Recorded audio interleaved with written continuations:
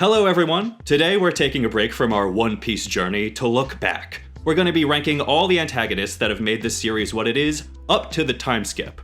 But I'm not alone. Keeping me sane on this expedition is Kuroto, from the Mystery Shack.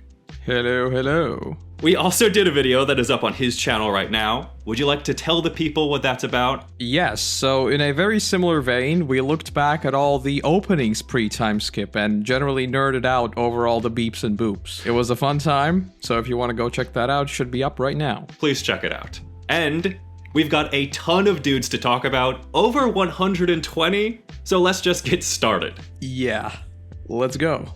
East Blue, first, we're going anime, so I think in the manga the organization's a little different, but we're going just order of appearance in the anime. Kind of. We're playing it a little loose. You'll be able to follow along.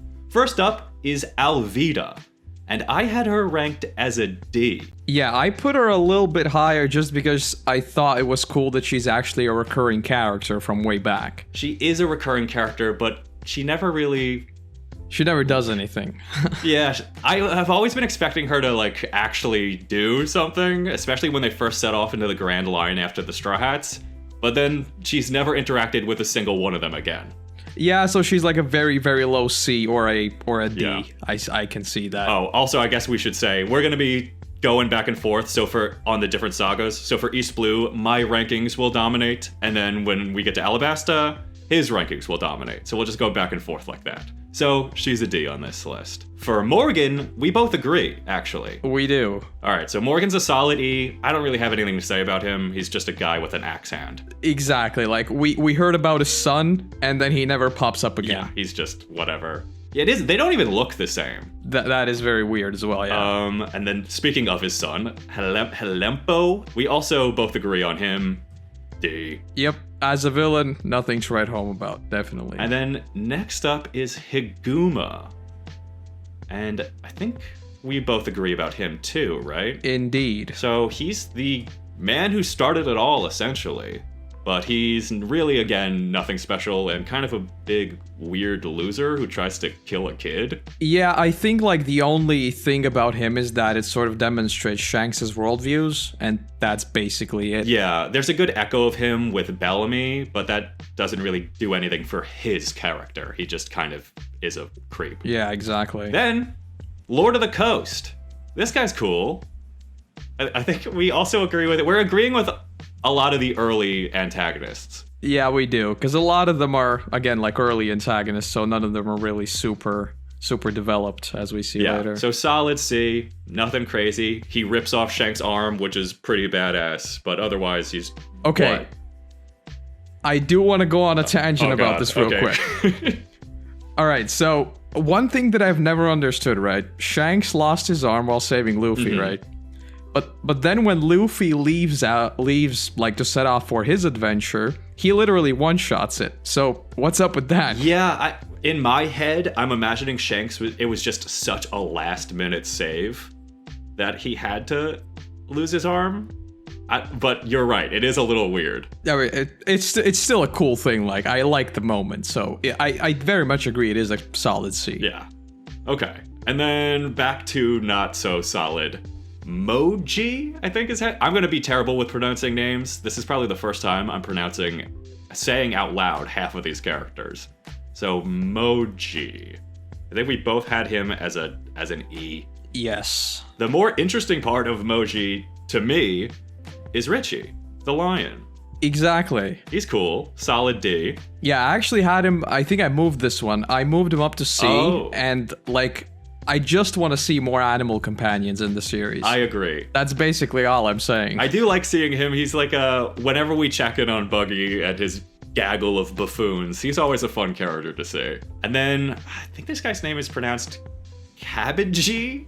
That's probably not right. But he's the unicycle sword dude. This one we disagree on. You had him a little lower than me. Yeah, because, like, I thought he's just, like, a random dude. We don't really see him. He doesn't really do anything. Yeah. Well, that's why I think he's in the same league as Richie. He does have that sword fight with Zoro early on. So you would say he's an E. Yeah, I had him at E. Yeah, I'm giving him a D, but it's a low D. Like, he's just like, I think he's the first sword fight that Zoro has, which it's gotta mean something. That actually might be true, yeah. Then, this one I think we're gonna have to fight about.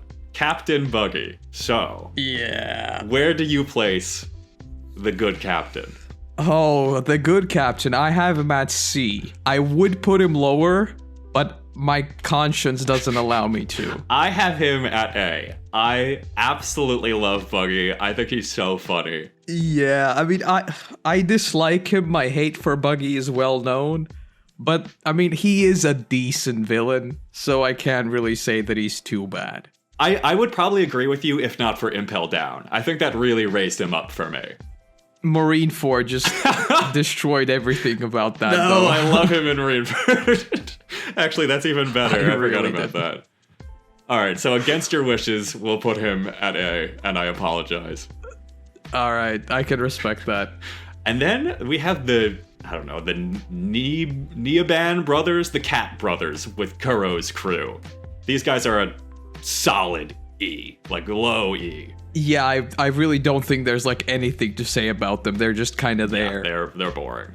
And then Django. You had him actually significantly higher than me. Would you like to talk about that? Yeah, I had him at B, and it's a bit of a weird case for me because it almost brings me back to that nostalgic, very early One Piece. Because like, there's nothing super special about him. He literally just hypnotizes enemies. Right. Usually hypnotizes himself. It's also true. Yeah, it's like.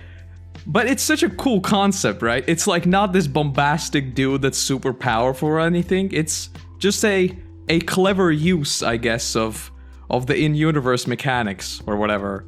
I don't know. I like him. I think he's fun. I think he could have been fun. He just kind of falls flat for me. He just has like one shtick that is like kind of. I honestly like him more as a Marine than I do as like as a villain. Yeah, that's also true. He also continues showing up, but I don't think he's really done anything. No, he just like will dance with full body, or he's just a weird guy. I don't know. So I think he's a D. Fair enough. Speaking of Kuro, the cat captain himself, I think, did we agree on him? No, actually. We did not. Damn. I also had him higher, yeah. So I have him at a C, but you have him as a B. Why do you think he's worthy of a B? This is, I think, one that I can't really fully explain. He's just the first villain in One Piece that, like, really made me connect with the story. I don't know why, but, like, up until we saw him, One Piece always was kind of... I don't even know how to describe it. It was like him that set in stone the whole vibe of the series going forward for me. Yeah, I guess I see what... He's like the first real bad guy. And it's also cool that he uses shave, which we later learned is an actual thing. Oh yeah, I never thought of that. Okay, maybe... I also do like his little glove Freddy Krueger kind of finger knives thing. He's got a cool look.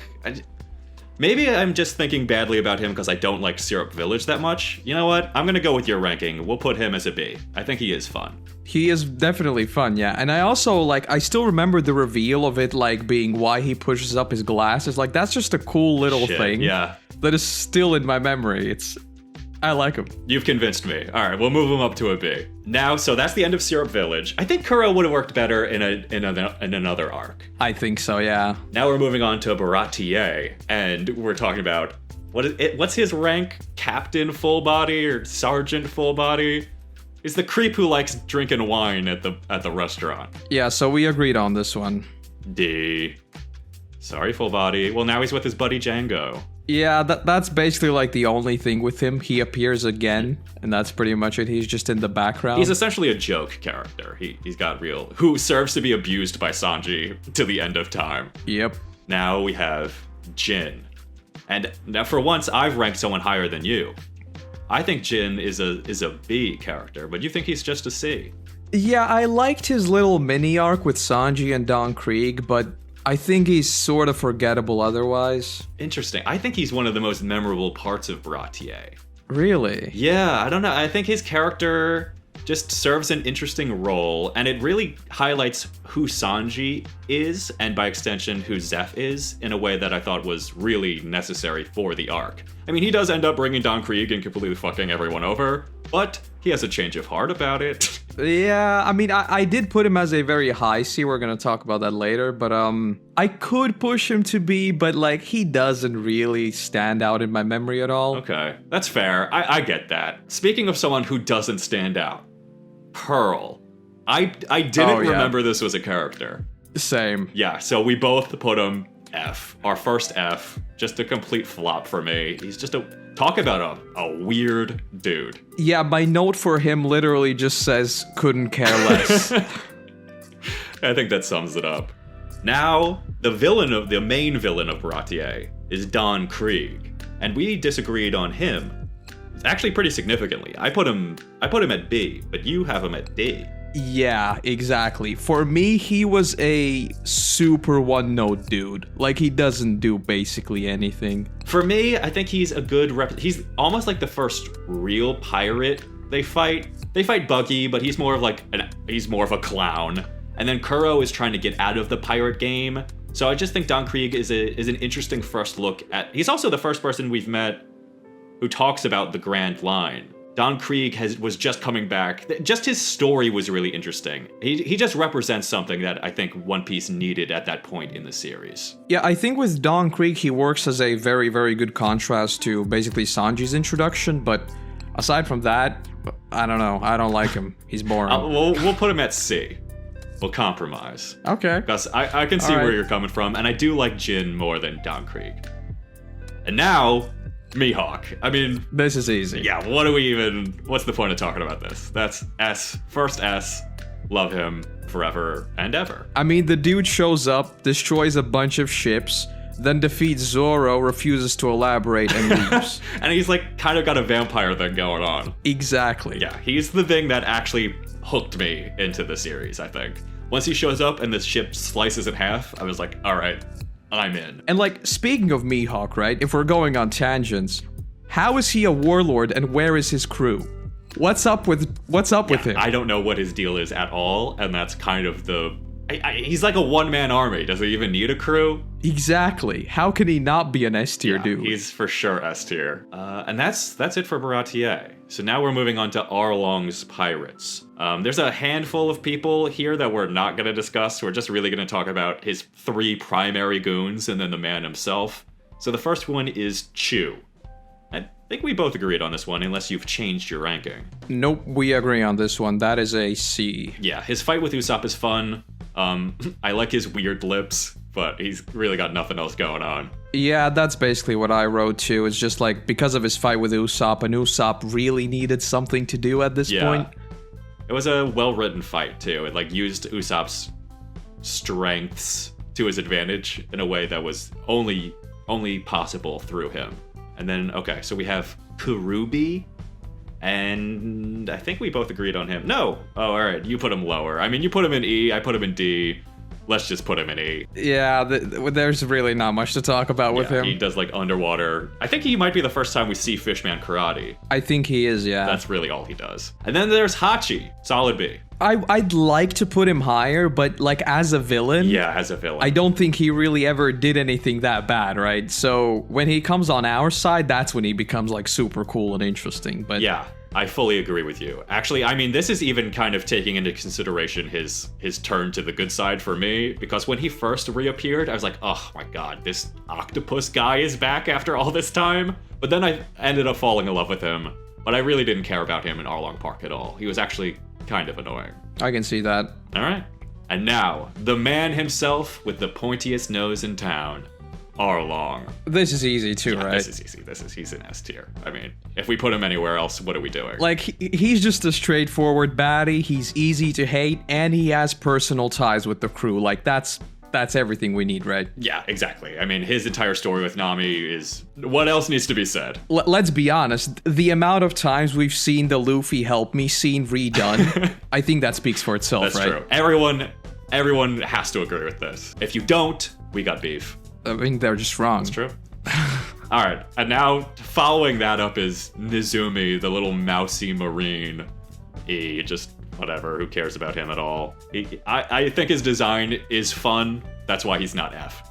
Yeah, basically, just my thoughts exactly. Like, his design is the only semi-interesting thing about him. Yeah, he's a little mouse man. They can't hate him too much. He's not Pearl level. And now Tashigi. So this one we disagree on. A little bit, yeah. So I have Tashigi in S tier. I really love Tashigi. She's actually one of my favorite side characters in the entire series. Yeah, why I put her at A is I've always thought that, at least in the early story, Tashigi didn't really have anything super big going on. Especially, like, at the beginning, I was very vocal about the, hey, look, it's just Kuina 2.0 thing. But she always showed a lot of promise. And of course, in the post-Timeskip era, she's actually appeared a bunch more and become quite a big character nowadays. But, I don't know. In the early story, I don't think she's quite an S. When I just rewatched Alabasta, and her coming to terms with her own inability to save the country was just a really strong moment for her character, I felt. And I appreciated it a lot more on a rewatch, so that's why I put her an S. I think she's got a lot more going on under the surface. Right, I completely forgot that was actually Alabasta. Okay. Yeah, I might put her at S. She's fantastic. Okay, yeah. I truly think she's one of the best characters in the show. All right, S it is then. Let's do it. All right, and now the man himself. Smoker is S for me. Like, if you don't think Smoker's S, we're gonna have a problem. I love Smoker so much. I think I am very biased towards these sort of morally complex characters who switch sides when it's right. I don't know. I love Smoker. Everything about him is great. Exactly. He's just a cool dude all around. Like, he's the coolest guy in the whole... maybe not the whole show, but he's, like, up there coolest dudes. His look, he's always smoking 2 cigars. His powers are dope. He's just an overall cool guy. And he might be our first Logia in the series, right? That's a good point. I think he is. Smoker's awesome. He's S tier. Easy. All right, now we're switching over to Alabasta. Would you care to take the lead? Indeed. So we are starting off with Miss Wednesday, or obviously Vivi. You had her at B. I did. Could you explain why? I don't know. Maybe some of my love for Vivi is seeping in. I just think... I think so. I just think her dynamic with Mr. Nine is interesting, and I don't know. I mean, they're the first villains we see in the Grand Line. She's running around chasing that whale. I don't know. Maybe you're right. Maybe I'm wrong on this one. I had her at D because, like, I mean, she switches sides almost right away, right? Yeah, well, she's like undercover too. I don't know. She's got like some layers going on. But it's also interesting if you look back at her design while she is Miss Wednesday compared to like later on when she's well established as Vivi. She's drawn slightly differently, and I always think that's weird. Yeah, they've done that a few times, I think, throughout the series like, with character design. Specifically, her eyes are very different. But all right, so we're putting her at a D? We can compromise at a C. All right, we'll compromise because it is Vivi-chan. All right, so next up we have Mr. Nine. Yeah. So that's her sidekick. Right. We agree with this one. He's just a dude at tier D. Like, there's nothing special about him. He's just a throwaway character. His thing with Vivi where they call each other like baby and honey was kind of fun. That's the only reason he's not E. That was fun. But what happened with him, by the way? Did he just stay on Whiskey Peak? He sacrificed himself, but like every single One Piece character ever, he survived. Of course he's alive. Yeah. All right. So next up, we have Miss Monday. I didn't even remember she existed up until I checked. So we matched for this one. We said D. Yeah, she's got the cool nun outfit. So and then she's like just ripped underneath it, which I thought was fun. But otherwise, that was also like purely the fun factor of her character. It was something a little different than we've seen before. So it's not like a total F, but nothing special really. No, not at all. All right, then we have my boy, Mr. 8. Oh boy. Of course, Igaram. So we disagreed on this one. Yeah. You put him slightly lower.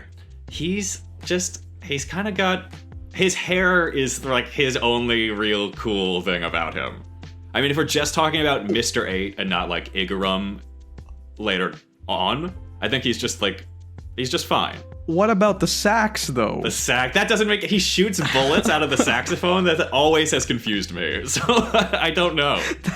He's just, I don't know. That's his main shtick. I loved it. His like ma thing also like is annoying to me too. It's too much. I love Igaram. I love Mr. 8 and Igaram. All right, so we'll put him at B. All right. Where he belongs. Moving on to Miss Valentine. We also agreed on this one, it being a C. Yeah, she's got nothing really going on. She's doesn't really have any character, personality, kind of a big flat nothing. Yeah, and she's sort of a sidekick to Mr. 5, which we'll talk about in a second, so she's not even like a big bad. No. All right, so let's move on to Mr. 5. So this is one you put quite a bit higher than I'm me. surprised how low you put this one. Yeah, I have no idea why. I just found him really annoying. Interesting. What about him's annoying? I have no idea. Because the whole, like, using his own snot as weapons. Yeah, that was very, like, okay, this is a show written for babies kind of thing. I mean, it was funny, but, like, I don't know what it was about him. I just didn't like him on a fundamental level. It's strange that you put him so much below Miss Valentine. Yeah, because with Miss Valentine, I liked her power. Okay. With him, I didn't really even like his power. Yeah, I can see that. All right, so I had him at C, but you're putting him at E. We can compromise and put him at D then. You think so? I mean, that works. All right, we'll put him at D. All right, the next, I guess we can talk about both of them together. Yeah. Miss Friday and Mr. 13. Yeah, let's those are Fs. Yeah, and, like, I don't know if you had any conspiracy theories about these guys. I thought they would be extremely powerful. I thought they'd be at least important. I thought they'd be, like, literally one of the strongest agents, and it would be sort of that juxtaposition, right? Because they were, like, the unluckies and everything. Yeah, the fact that they had their own little name, I don't know. I feel like maybe there was a plan for them, and then he was like, you know what, whatever, screw it. I have too much going on. Yeah, with them, it's not even the fact that I don't like him. They were just incredibly disappointing for me. Yeah, just they did nothing. They got beat up by Sanji in a hut, and then were never even spoken of again. That's a shame. All right. Moving on to another character that was quite a disappointment for me, Miss Golden Week. Yeah. We agreed on this one, it being a D tier. Yeah, again, like, the entirety of Little Garden is kind of a disappointment looking back on it for me. Same. Like, I like the giants and stuff, all that stuff's fun, but the villains are just not that interesting.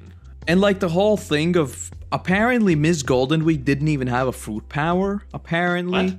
I don't know, I heard something like that. I don't know if I'm misremembering or something, but apparently her thing wasn't even a fruit power. Oh, which is even more interesting, but she never shows up again. Yeah, I don't remember. I know she has, like, her paint stuff, and just thinking back, I assume that's, like, some kind of paint fruit or something. Yeah, just to clarify, I may be totally wrong and be misremembering this, because I watched this once, like, a year ago. But no, you're probably right, because she does just use, like a...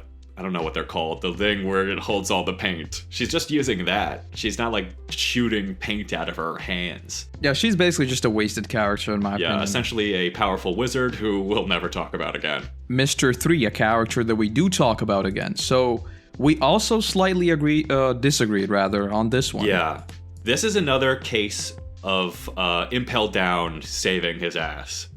I hated Mr. 3. Like, he would have been probably E tier for me without Impel Down. And Marineford. He, like, saves the day.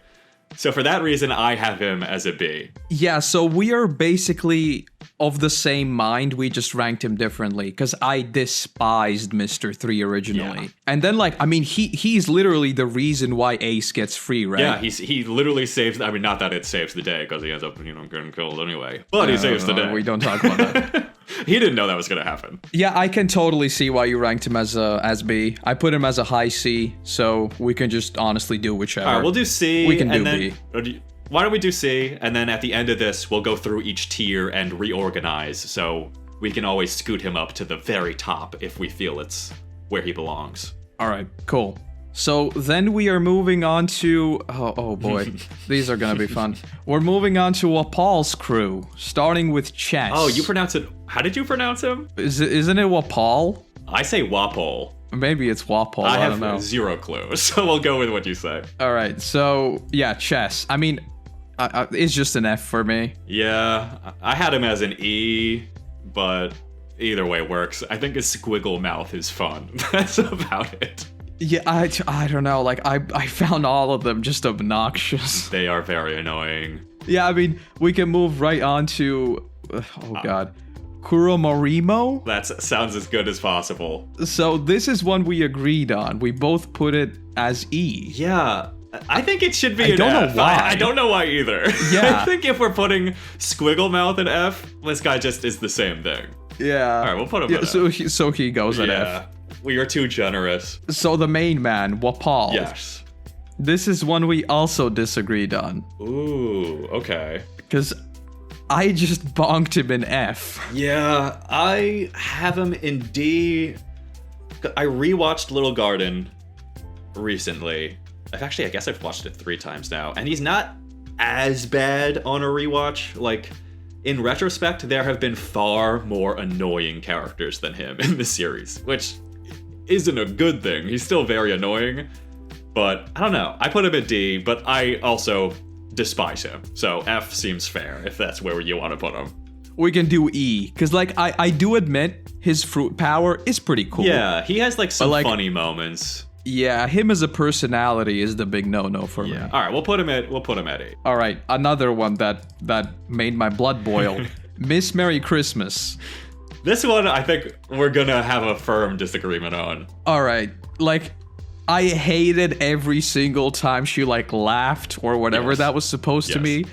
I don't know why, it just made my blood boil. No, she is so goddamn annoying. I'm fully with you on that. The reason I have her as a C is because I think her fight is fantastic. I think the Usopp Chopper versus Miss Merry Christmas and Mr. Four is a fantastic fight.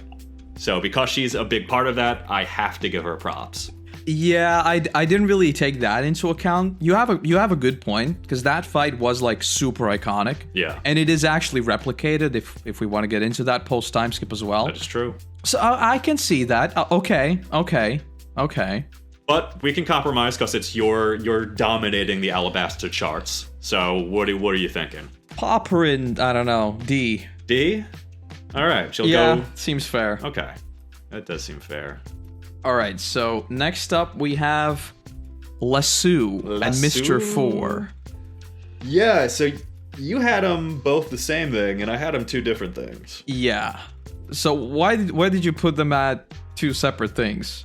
I don't know. Actually, I don't know. I think Lasso he's just like essentially a living weapon. So I put him as an E. And then Mr. Four, for the same reason I had Miss Merry Christmas in C, I had him in C.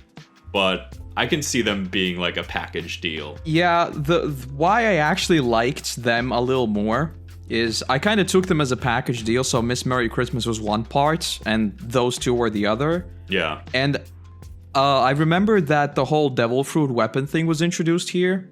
And that's what I found like super interesting. And that's an animal companion. Oh shit. So it's a double win. Oh man. Alright, so what do you think for him? For them, I guess.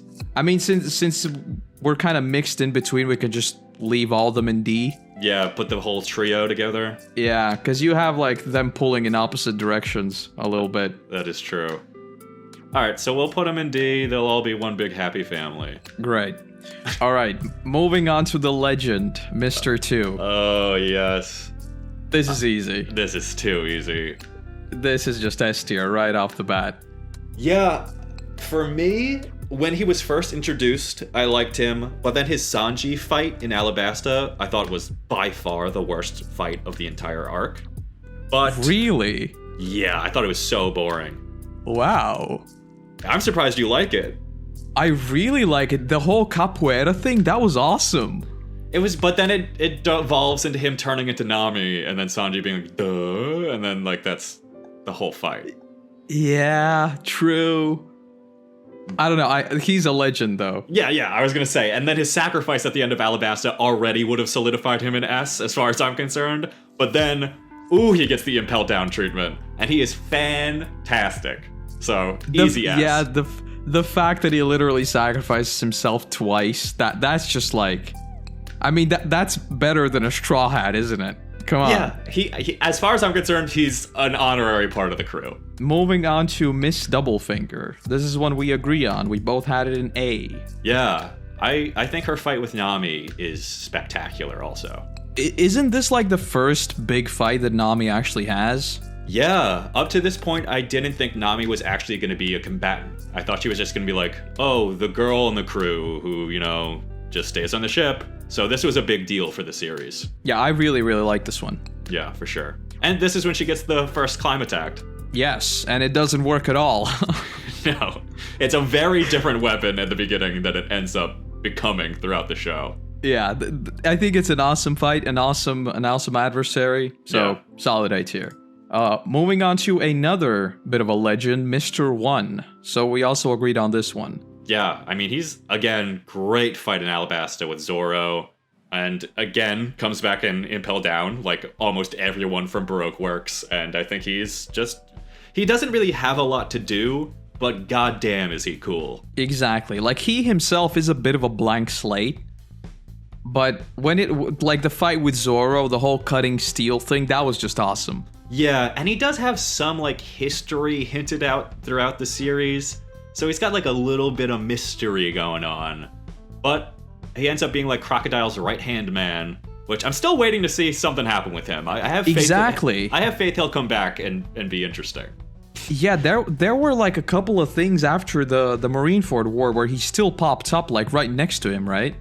Yeah, I think, when they're looking at the newspaper, when Luffy is, signals them with the 2Y, Crocodile and him are, looking at the paper together. So he's a solid A. Solid A. Alright, so then we have... I guess we can take both of these together. Yeah. We have Miss Father's Day and Mr. Seven. I had no idea who these guys were.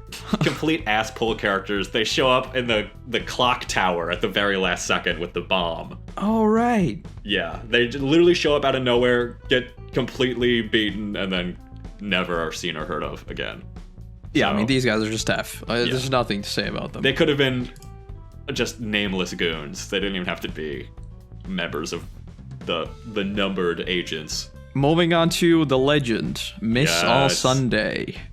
Easy S tier. Even if she didn't end up being Nico Robin who joins the crew and all that, I still think she's a fantastic villain. I 100% agree. She is literally the character that shows up, does something big, and leaves. She's so cool, and she's got this air of mystery, and she's also helping out the crew. She saves Luffy after Crocodile stabs him through the chest. Yeah, and the whole just the amount of complexity in her right off the bat. Yeah, she saves him, and then she just straight up asks him, so what's up with the letter D? Right. Do you know anything about that? Which got everyone in the series being oh yeah, what is up with that? She's the one who planted that in my brain. Also, her style, absolutely fantastic. Yes. Love the cowboy hat, and then she's got the huge fur coat. she's styling on him in every scene. And the fact that she literally just decides that she's gonna join the Straw Hats is also a big, big W. Yeah, she just forces herself on them, and then Luffy's yeah, okay, that makes sense. So. Yeah, because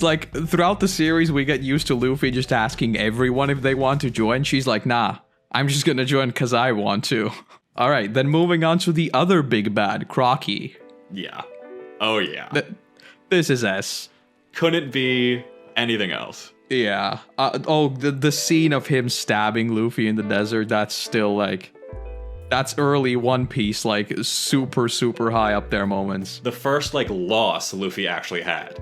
Yes. Much needed. He's great. Everything about him, his plan, he's just so dastardly. He's just, a classic... He's just a classic villain, in a way that the series doesn't really do too often. Yeah, and I'm also a little bit biased toward the whole crime boss vibe. Yeah. So I also love the whole Baroque Works thing going on in the background and sort of going up the chain. Yeah, he's the smartest of the villains up to this point, too. His whole plan. Definitely, yeah. He's just great, and then obviously, again, comes back later. Doesn't do much, but still manages to be a commanding presence and an amazing character. Wait, what do you mean? He's Luffy's mother, isn't he? Oh, right. Yeah, I forgot about that. Well, yeah, let's put him above S tier, actually. Exactly. I'll put him in mom tier. Yes. Moving on to Hina. So, we disagreed on this one. I just think she's got a fun design and a fun shtick, but I'm not willing to die on this hill. I say she's a C, but I could put her anywhere. I put her at E because I had no idea what she actually did. Yeah, she's the one who's chasing them at the end of Alabasta. She's the one who ends up actually capturing Mr. 2. And she continues showing up like as a commander or a captain or whatever next to Smoker, but I don't think she really does anything. No, I keep waiting for her to actually do something. So I'm holding out hope, but in the pre-Timeskip era, she really doesn't do squat. So I'm down to put her in E. That makes sense. All right, cool. Throw their Wapole. We're switching over to you, I guess, with Sky Island. All right, Sky Island. So this name, is it Sarquise? He's Bellamy's #1 dude. I think we both agreed on this one. Yeah, he's just forgettable. Yeah, he's just E. I mean, he's just a punk. And then Bellamy. So this is interesting. I want to hear your thoughts on this. With Bellamy, I think like the strongest thing with him was the like intense contrast with Luffy and the whole paralleling Shanks thing. That's probably like his biggest thing. Yeah. And then obviously the super iconic moment of Luffy beating him and then just saying that he's going to the sky. Those are like Bellamy's best moments, basically. He's a good straightforward baddie, basically. Yeah, I really didn't like Bellamy to start with, but the more I've reflected on him, not letting events in the future influence my opinion here, but just the more I've come to like reflect on him and that whole Island Saga, I have come to like him more. But so I have him at C, and you have him as C+. Yes. Okay. So we will come back around to that at the end and reorganize him to see where he fits in. He's the only character in the entire tier list where I put a plus, by the way. There's a couple of the Shandian warriors, but the only one that really gets a fight with one of the Straw Hats, besides Wiper, is Braham, or Brahm. I'm not sure how to pronounce it. We both had him pretty low, but you had him a little lower than me. Yeah, honestly, we could just go either way. I didn't care for him at all. Yeah, we'll put him in F, because me either. And then there is Wiper. Wiper is another character that really kind of annoyed me. Kind of same, yeah. Yeah, like he's just kind of a big asshole, and then he's just never really redeems himself to me. He's just like, all right, Luffy, you do it. And that's kind of his arc. Well, I think with Wiper, there is sort of the argument to say that it was supposed to sort of be his character, that he's just this sort of, I don't know, he's sort of narrow-minded in a sense. Yeah. He just does what he thinks is right all the time, and it's sort of the extreme end of that. But like, the problem I have with Wiper doesn't really have anything to do with him. It's the fact that like the whole Sky Island arc has literally zero permanence whatsoever. What do you mean? All of his relevance to this future of the story, you mean? No. I mean, like with him sacrificing himself, etc., like none of that actually means anything. Oh yeah, that's so my biggest problem with Skypiea for sure. So that's sort of why I knocked him down. All right, to C. We'll give him a C because he is important and he is kind of cool, but. Yeah, he just kind of... Nothing really ends up happening with him, which is kind of disappointing.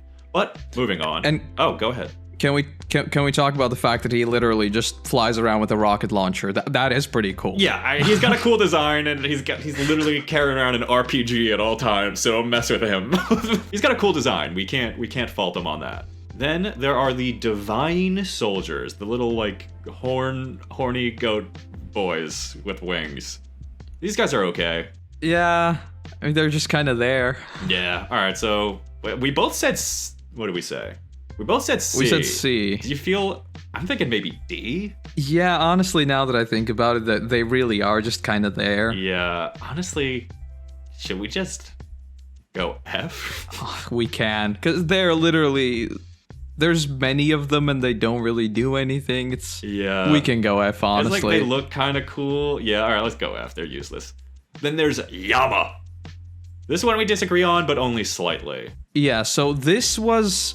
Oh god, which one was this the dude that Robin fought? Robin absolutely chokes this dude out and then tosses him over a cliff.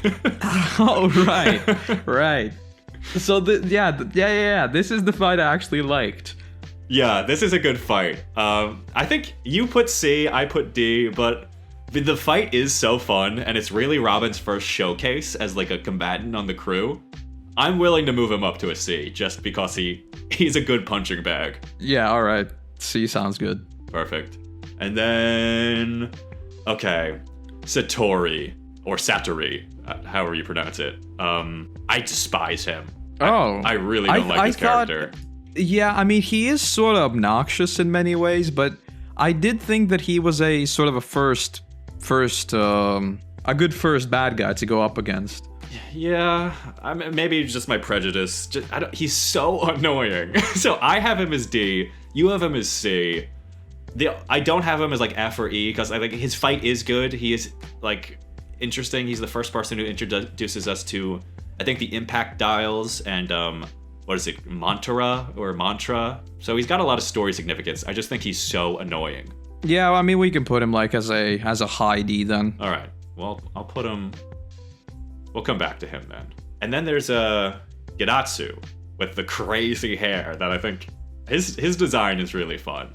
Yes, and I loved his fight with Chopper. Yeah, that's a great fight. So I think C is a good spot for him. We both put C. I think that's reasonable. Yeah, he's not really super special, but he's not bad either. All right, you think I didn't like Satori? Well, wait till you get my opinion on Hotori and Kotori. They doubled down on Satori ×2. There's 2 of them now. Yeah, so this is one we actually agreed on, because I put it as F as well. This is F. This actually might be my lowest of all the villains, because it's just a repeat of a previous villain that they just fought, but ×2. It's so, like, uninspired and uninteresting. Yeah, I think, like, with many of these rankings, I sort of take into account the fact that I don't even remember the character, which already says a lot about them. Exactly, yeah. And these were a couple that I literally forgot existed, so... They almost seem like filler characters, which is, like, one of the worst insults you can have. Yeah. And next up, the big bad dog himself, Holy. So I'm surprised you have him so low, given your opinion on animal companions. Yeah, like my note here literally says cool dog, should have had more screen time, and that's why I put him low. Damn, so I have him as C, you have him as E. I'd love to put him as C, but he's not around. But he's part of like that big like 5-way fight with Zoro, Gonfall, Wiper, the Snake, and Ohm. I feel like he's got like a decent amount of time.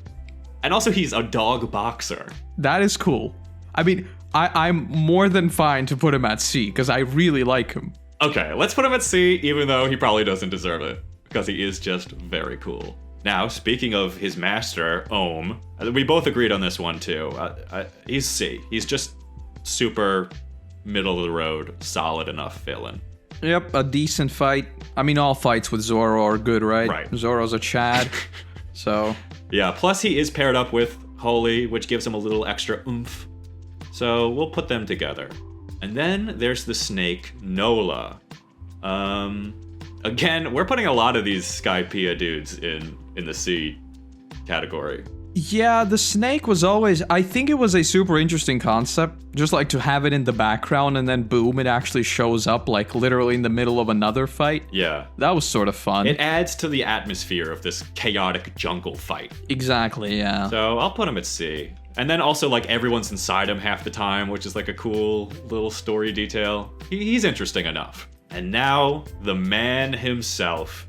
Enaru or Enel or whatever you want to call him. I think this is the only one on your ranking that you have a slash for. So yes. What is your opinion of this creep? All right, so the thing with Enaru, I loved everything about him until I reflected on what happened and realized that he is either completely incompetent or I don't know. Because like with his power, right? I talked about this a lot in my video. With his power, his range is ridiculous. Yeah. But then we learned that all the like all of God's soldiers or whatever they were still like there and nothing had really happened and he was just chilling and like basically none of his terror was really real. He didn't really do anything. I think he's a huge dumbass. I think he's the worst like main saga villain out of anyone. I love the concept of it. I loved everything about basically Eneru. everything about him. Yeah, I loved everything about him until he shows up on screen and then starts like doing stuff on camera. Because then it's like, oh, this guy who's like pretty much literally an untouchable god loses so easily. He's just a chump. Yeah, there are redeeming things about him. I think the whole him lightning bolt throwing his lightning bolts or whatever at Luffy and then realizing, wait, this dude's made of rubber. Yeah. That's like a really cool detail. Yeah. I mean, the whole like shocked face is like the best thing that came out of Eneru as far as I'm concerned. Yeah, and also in terms of Skypiea, I just love the sheer like destruction of everything going on. Yeah. That was like a big thing. You know, but I don't know. What you were talking about earlier about the permanence of Sky Island, Skypiea, I think Eneru is the biggest symptom of that or cause of that because he is this like scary dude who's electrifying people. Like, we're told that these people are dying and literally everyone is completely okay by the end, which means he is entirely incompetent. He can't even kill people who are unprotected. Yeah, don't get me started with the voices disappearing. Dude, yeah, all right. So I have him as B, you have him as C/B. Honestly, I'm more leaning towards C. So what do you think? We can do C because like I'm very, very torn on him. Yeah, the more I think about him, the angrier I get. So I think C basically. Is fair. It's been a bit of a trend in my series too. I keep moving Skypiea down. Yeah, I've rewatched it twice. I know people keep telling me to rewatch it or that it's important in future arcs, which is all well and good. But if the arc itself doesn't hold up, then that's not a good sign. Like, look at all the villains we've placed here. Like, no one for the entire saga, no one is above a C. True, which is kind of sad. All right, so now we're moving on to Water 7, where we're gonna have some real heavy hitters. Indeed. So we've basically combined all the Foxy pirates into one, and we disagreed on this one. Yeah, only slightly. Yeah, because I thought they were fun, but got annoying. I think the same thing, but I don't think they were so, like, as characters themselves, I feel like they're not super annoying. The situation was just kind of annoying. Yeah, and I've heard that a lot of that is also down to the anime basically doubling the actual games. Exactly. So it could have easily just been that. Yeah, I mean, I think the Zoro-Sanji round of the Davy Back fight, the three dudes that they face off against, are really interesting and fun. Like, the more goofy characters definitely drag them down, but there are cool parts of the Foxy Pirates, and Chopper was technically a member of the Foxy Pirates for a second there. Very true. I mean, and Robin too, but I don't know if that's anime exclusive, so... And Portia just constantly bugging Chopper was also pretty cool. Yeah, we can do this. We can put this in D. Okay. Now that I think about it. Yeah, I think it's not so much them, I think it's more the story around them. All right, so moving on to the big dude himself, Foxy. Another disagreement. Yeah. Also very slightly. So you put him B, I put him C. Yeah, I put him B just because I think he actually is funny. And I think his powers are pretty interesting. I think his powers interesting, and I think his character sort of the whole I'm gonna play you, but not really fair. I really like that concept. Yeah, he's just like a con artist, essentially, who's gathering these people around him, which is also like an interesting psychological thing. Yeah, but when it comes to him, again, I think it's a symptom of the story itself being stretched out a little bit. Mm-hmm. I just found him annoying by the end of it. That's fair. Also, his fight with Luffy is weird. Like, oh wait, I forgot. Okay, no, now I'm actually starting to think it should be higher. He does do a lot more. Like, if you think about Foxy, you kind of just think of him going like wee wee wee wee or whatever he does. But he does have that like interesting captain versus captain showdown with Luffy's afro. Oh yeah, the boxing match. That was actually pretty cool. So what are you thinking? We can put him as a low B. Low B. All right. I think that's fair. People might hate us for that one, but I think the Long Ring Long Land gets a little more hate than it deserves. Honestly, depending on who you ask, rather not depending on who you ask, but depending on when you ask, I could put him even in F tier. It really depends. That's true. Yeah, if you're like in the heat of watching Long Ring Long Land, I can see what you mean. Next up, we're moving on to another big dude. Yes. It's Aokiji or Kuzan or whatever his name is. Yeah, I call him Aokiji because the names for the admirals really confuses me. Same. Well, we agreed here. This is an easy one. Yeah, I mean, he's one of the best characters in the show. So let alone like villains. Yeah. Easy as. But my note for him literally says his introduction is basically the same thing as Robin. The dude shows up, says a bunch of big things, and then just refuses to elaborate. Yeah. And I love that. Yeah, he's a weirdo. And then the flashback with Robin, he essentially saves her. He does save her, not essentially. He's the reason she's alive. He's just a great guy. And his like weird, not like conflict with the world government / Marines, but like just his different perspective is very interesting, and I think it brought a lot to the series. Yeah, and like we talked about with Smoker, again, I think I'm just biased towards these characters that switch sides, because like Aokiji has protected both Robin and the Straw Hats multiple times. Yeah, I mean, he's the man. Yeah, he's a legend. All right, so moving on to Mozu and Kiwi. Yeah. So these are Frankie's sisters, I guess. Yeah, the long-nosed twins with the square heads. Yeah, we agreed on this one. So we both put them as C. I think that's fair. I mean, I honestly like them more as like friends to the Straw Hats than villains. They don't do a lot. They're kind of more just like Frankie's almost background dancers. Yeah, now that I think about it, I think in this case we have really sort of accounted for them actually being on our side, because they really did nothing as villains, right? I think their design is fun, though. I will say, like, I think like their design is so over-the-top weird that it adds to the atmosphere of Water 7. And I don't know, I just appreciated seeing them around. Yeah, they're cool. Yeah. They're creative. There's nothing wrong with them. They're just what they are, and there's nothing wrong with that. All right, then moving on to the other major sidekick, Zombai? Zombai? Yeah, so this is Big Bro dude. Yes. We also agreed on this one. We both put him at B. He's the man. I mean, he's just fun. Yeah, I mean, he does beat the crap out of Usopp, and it's pretty brutal, and he's a horrible person, but he's fun. And like the whole him forcing basically Frankie to leave later, that was just super wholesome. He's got a great moment. He's a great character. I mean, he's essentially the leader of the Frankie family. He's like Frankie's co-captain or like first mate, even though they're not like pirates. He's like his right-hand man. Yeah, he's a cool dude. Yeah. I think B is good. All right then, moving on to Frankie himself. We also agreed on this one. Yeah, I feel like maybe this ranking might surprise people, or maybe people will be in line with our opinion. So why did you put him at A then? I think he's A because he is like a pretty big force, like antagonistic force in the beginning of Water 7. Like everything revolves around the Frankie family. He's like he's the red herring villain of the arc. Like you think like the whole arc is going to be centered around fighting Frankie, and then obviously everything spirals completely a different direction. But I think he was like a really good villain. And then he's still not a member of the Straw Hats for a while after his introduction. But I don't know how much of like his Straw Hatness should matter for this ranking.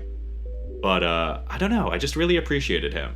Yeah, the thing, again, I'm very biased towards these characters. I just love when people switch sides. So that is another big thing.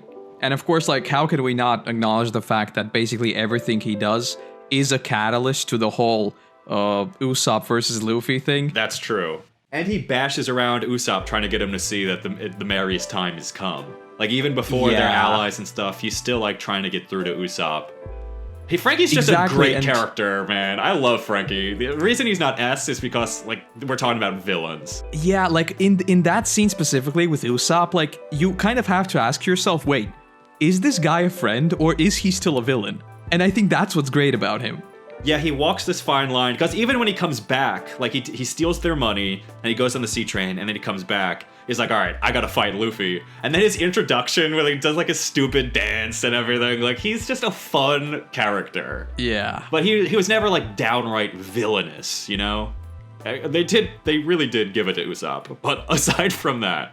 Yeah, I love Frankie. Like, a good guy, a bad guy, I don't care. He's cool.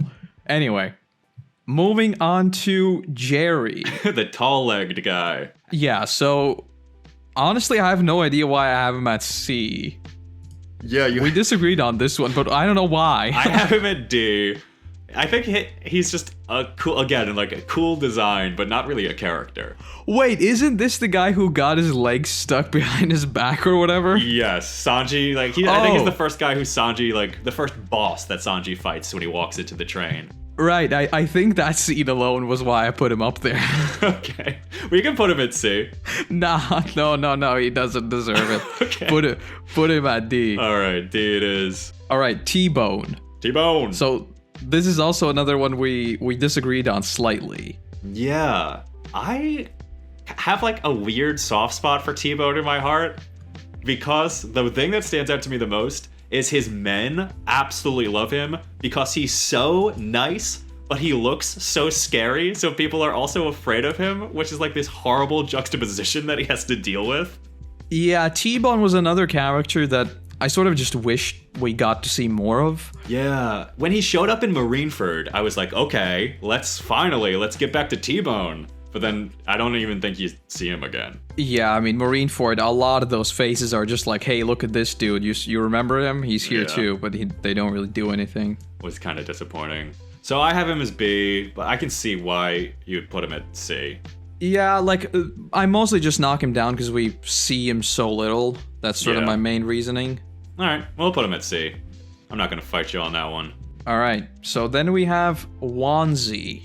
We disagree on this one as well. This is the ramen dude. Yeah, this dude is an absolute freak show. Yeah, you put him at D. I put him at D. You put him at B. Yeah, I think he's fun. I think he has a really fun fight with Sanji, and it's the fight where you get to see Sanji use knives for the first time. It like really mixes it up.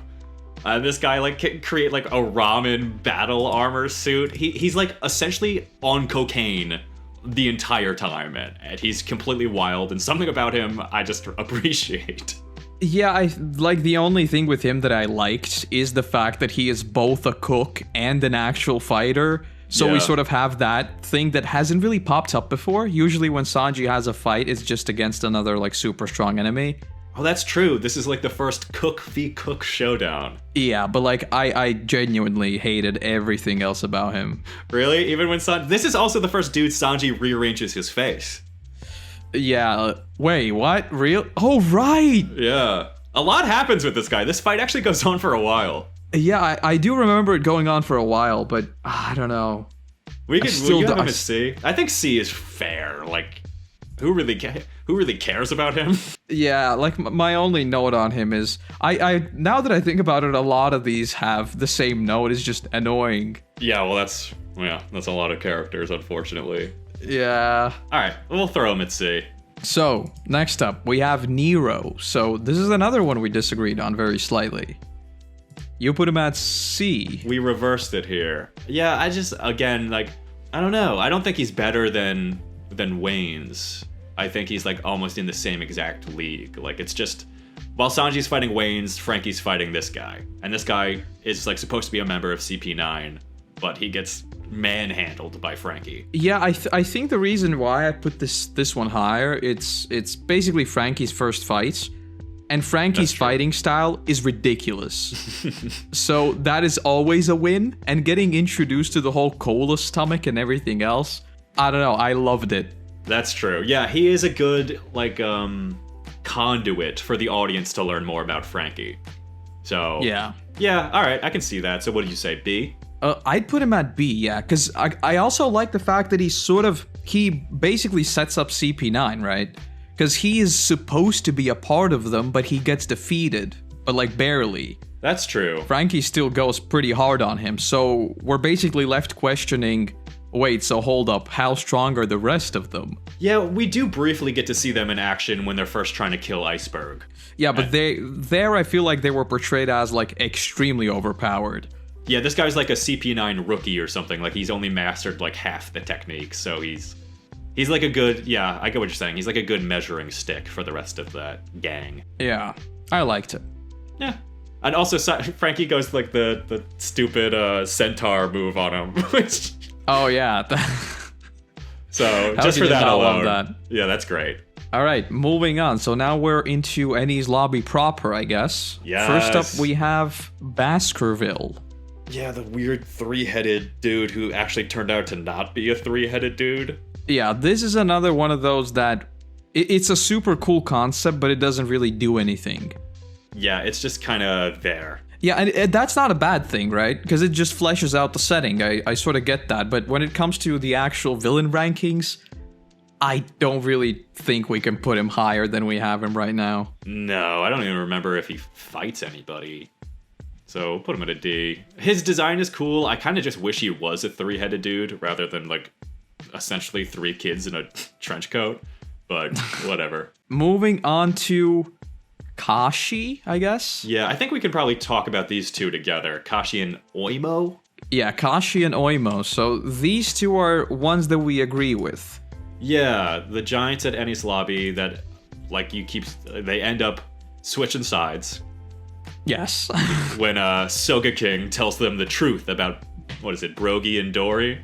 I mean, I just love giants in One Piece in general. Yeah. So I think that's already a reason why. And the fact that we know, like, it's another callback, and callbacks in these super long series are always cool, so I don't know. I think they're middle of the road C. They're cool. Yeah, I think they also add, like, these two giant guardians of Annie's lobby also add to, like, the epic scale of the siege of this world government fortress. Yeah. So yeah, I'm totally down with putting them in C. All right, so C it is for both of them then. Next up, we have Mr. Iron Body himself, Blueno. I actually like this guy. I kinda do, but I don't know. I put him at B, right? We agree on this one. Yeah. He's the first use of second gear. Yes, that is a reason why I knocked him up a lot. His design is cool. Yeah, that's exactly what I was gonna say. But I don't know. Like, the fight itself, it's one of those times where, like, with his fruit ability, I can't help but notice how many times he just doesn't use it, like, optimally. Yeah, he's definitely, like, kind of a big dumb idiot. Which is weird, because he's not really that dumb, right? I don't know. I mean, maybe he's kind of seems like a brute who just has, like, a complicated fruit power. Yeah. I mean, he is a good, like, first baddie, though. Yeah, I think he's a solid member of CP9, shows what they can do. He's definitely a lower guy on the totem pole, which is why he's like meat for Luffy to snack on right away to show how strong second gear is. I don't think he's anything. He doesn't really have a personality. Yeah, so we can just throw him in B. It's fine. Yeah, I think that's fair. All right, next up we have Fukuro. All right, so this is another one we agree on. See. And I don't know. Like, he was a bit of a joke character, wasn't he?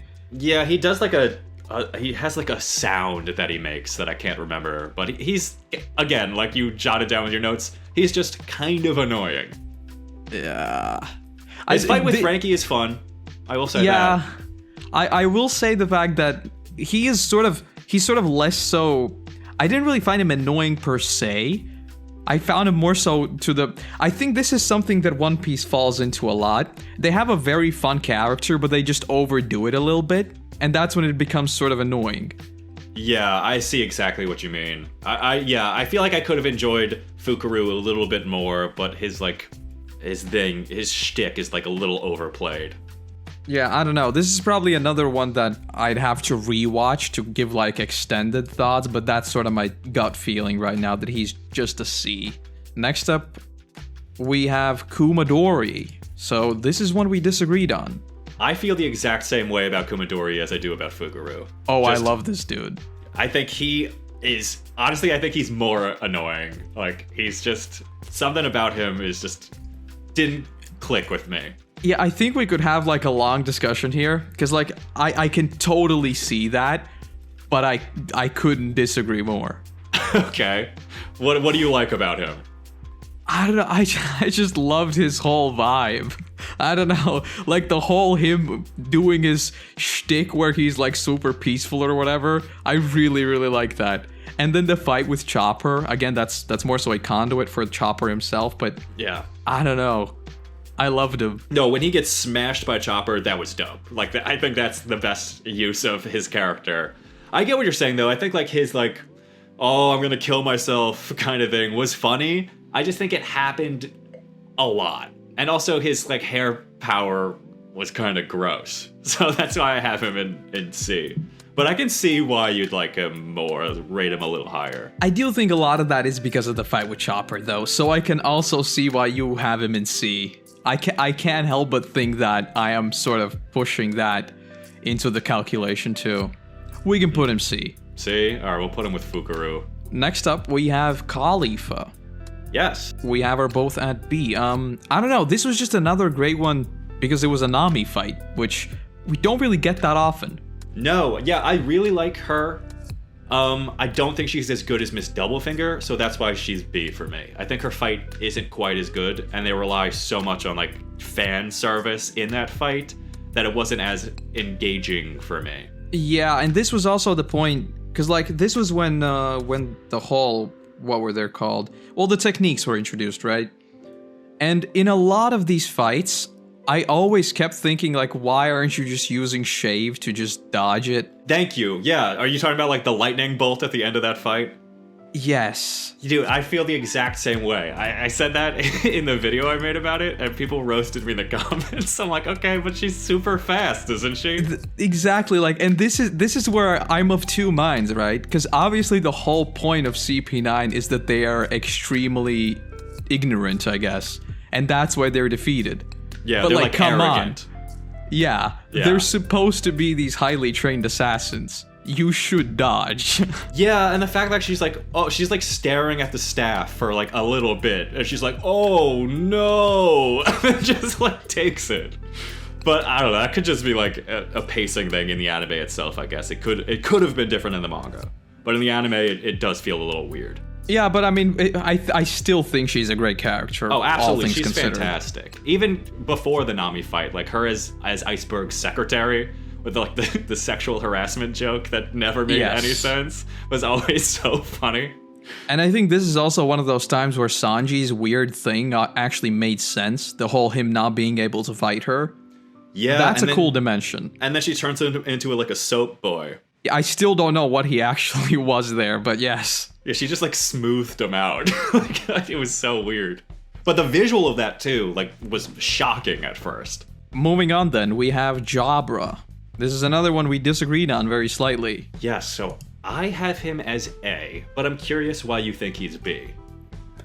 I honestly can't even tell you. It's just that I don't know. Compared to all the other A's we've had, I just don't think he's that interesting.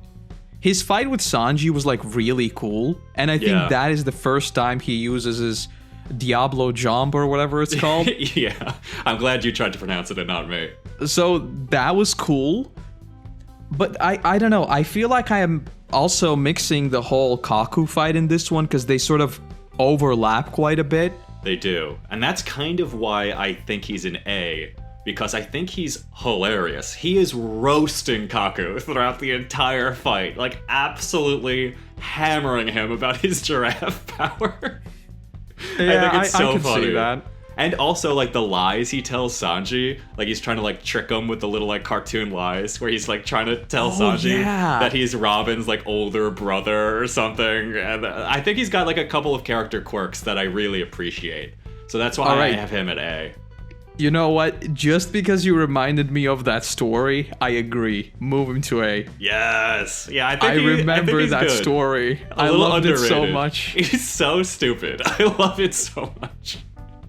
Yeah, I think he's... And his like, wolf power is just cool. Yeah, it's sort of a classic food power, right? You just turn into a big beast. Yeah, exactly.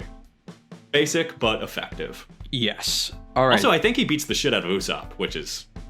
a good moment for him. Usopp is a little bit sad in these arcs. Yeah, he does. Oh, wait, we're talking about who is Usopp? It's Sogeking, right? Oh, right. Usopp's not there. Sorry. Exactly. He's back in Water 7 still. Yeah. Moving on, we have Kaku. This is easy.